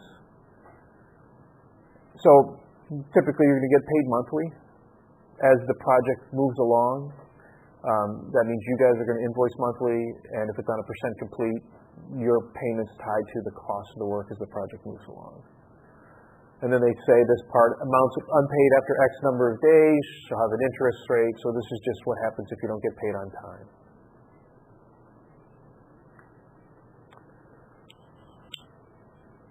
11.10.2.2, the owner shall not withhold amounts from the architect's compensation to impose a penalty or liquidated damages on the architect, to offset sums requested by paid to contractors for costs and changes of work, unless the architect agrees or has been found liable in the amounts for a binding dispute resolution proceeding. Now, the first part, let me explain this, is kind of broken into two parts. The second part, I think, is going to be more relevant to you. So, there's no such thing. You can't say as a penalty or liquidated damages, I don't like you, so I'm just going to withhold money from you as a penalty. You can only withhold money, arguably, for what your actual damages are in this case. Now, there could be liquidated damages, and that has to be negotiated, but for purposes of this provision, if something went wrong on the project and the owner believes it's due to the architect, and the value of what went wrong was $10,000, The owner can't hold $10,000 plus one, or $10,000, or $12,000, or $15,000 because, I'm going to have a carrying cost, or I have this or that. The owner could arguably only withhold $10,000 because that's what his damages are. So that's the penalty or liquidated damages part. The second part is a provision that, as an architect, I strongly encourage you to keep in this agreement. So my example just now was, there's a problem in the project, and as a result, the owner believes in the design, the cost of the project was increased by $10,000. Contractor comes to the owner and says, hey, there's no way that if we build it the way it was designed, will it stand. We know that. It's not that the architect did something wrong, but we just can't build it this way in the field. I had a case like that where, actually out in Navy Pier. So, as you all know, Navy Pier sits out in the water. And they wanted the architect designed to put these big, giant trees along the walkway there. It's not like there's any dirt under there. And they had these large, big pots that were put in. And structurally, the way the architect designed them just simply wouldn't have worked. It's not that there was a conceptual thing wrong, they just didn't have to do it, so there was a change. There was a change order. And the cost, because of all the trees around there, it was expensive. It was like it was maybe $300,000 or $400,000 to change each one of these giant pots the trees were going to sit in. Now, the architect argued, no, my design would have been sufficient. We thought it would work just fine. Contractor's like, there's no way, and we're not going to build the architect's provision. And the owner's like, well, we got to figure this out, but we got to keep the project going. So I'm going to pay the contractor this money to get the work done, and then we'll figure out whether the contractor owes me money back or whether the architect owes me money or what happens. How do we figure that out? Under the old provision and under the contract that I negotiated for Navy Pier, we were allowed to hold the value of what we think those redesign fees were back from the architect. And arguably, I told my client, you could hold the $300,000 and not pay your architect that. Now, we didn't want to get into a dispute with our architect and everything else, but we could have held onto that money for the cost of the change in the work and not pay the architect. This provision, however, says you cannot offset sums requested to contractors for the cost of the change in the work unless the architect agrees or has been found liable. So, you cannot, under this provision, that's why I argue the architect should keep this into your contract. The owner cannot, if the owner has a damage, in this case, my client did, we didn't figure out whose fault it was, the owner's not allowed to say, hey, I'm not going to pay your architect because it may be your fault. The only way under this provision that my client could have withheld that cost was after they had been deemed liable in a dispute resolution. So, we do go to 1250, right? That's what I thought. Okay. We're almost done anyway. So do you guys understand that part here? As far as you can. And that's a really good provision. You got to get paid what you're paid. And if the owner has some damages, figure it out later. Let's keep the project moving. Okay, special terms and conditions. This one's really easy. If there's anything else you want to add to the provision, you just stick it under Article 12 where there's nothing in here. And then scope of the agreement. This is just some more standard boilerplate language that says this agreement is everything under the sun. There's nothing outside of the four corners of this document. That's what in 13.1 says. And then 13.2 talks about the provisions in this agreement is what this agreement's made out of. It's the B101, the E203, which is building information modeling, and then the E204, which is the sustainability exhibit, and any other exhibit that incorporate into the agreement. And I believe that's it. Yep. So, if you guys have any questions about the exam over the next week, just give me a call or send me an email. I'm happy to help you out with that. We will be in this room for the exam, and then I will grade the exams and have them finished. I'll send an email out for information on the pizza party, and then we'll go through, and I'll give everybody your grades in, and we can talk about it from there. All right? I'm sorry, how long is what? How is the space of the exam set? Like, is it something where you have like standard times to make over each question, or is it more Well, I mean, not knowing how long you are going through questions and whether people are looking at questions twice or three times, I would say on an average, you guys are a dozen. My classes have normally ranged between 20 and 30. I would say if there was 20 people in the classroom, at 12:50 there would be one or two people that were still working, but they would be looking at the answer 6 different times because they're like, is it B or C? I don't think anybody's finished the exam under an hour and a half, but most people will get done between 2 and 2.5 hours. So you should have plenty of time for it. Like I said, occasionally there's one or two people, but not even. There have been years where everybody was out of here by 2 hours. So, anything else? All right, we'll see you next week.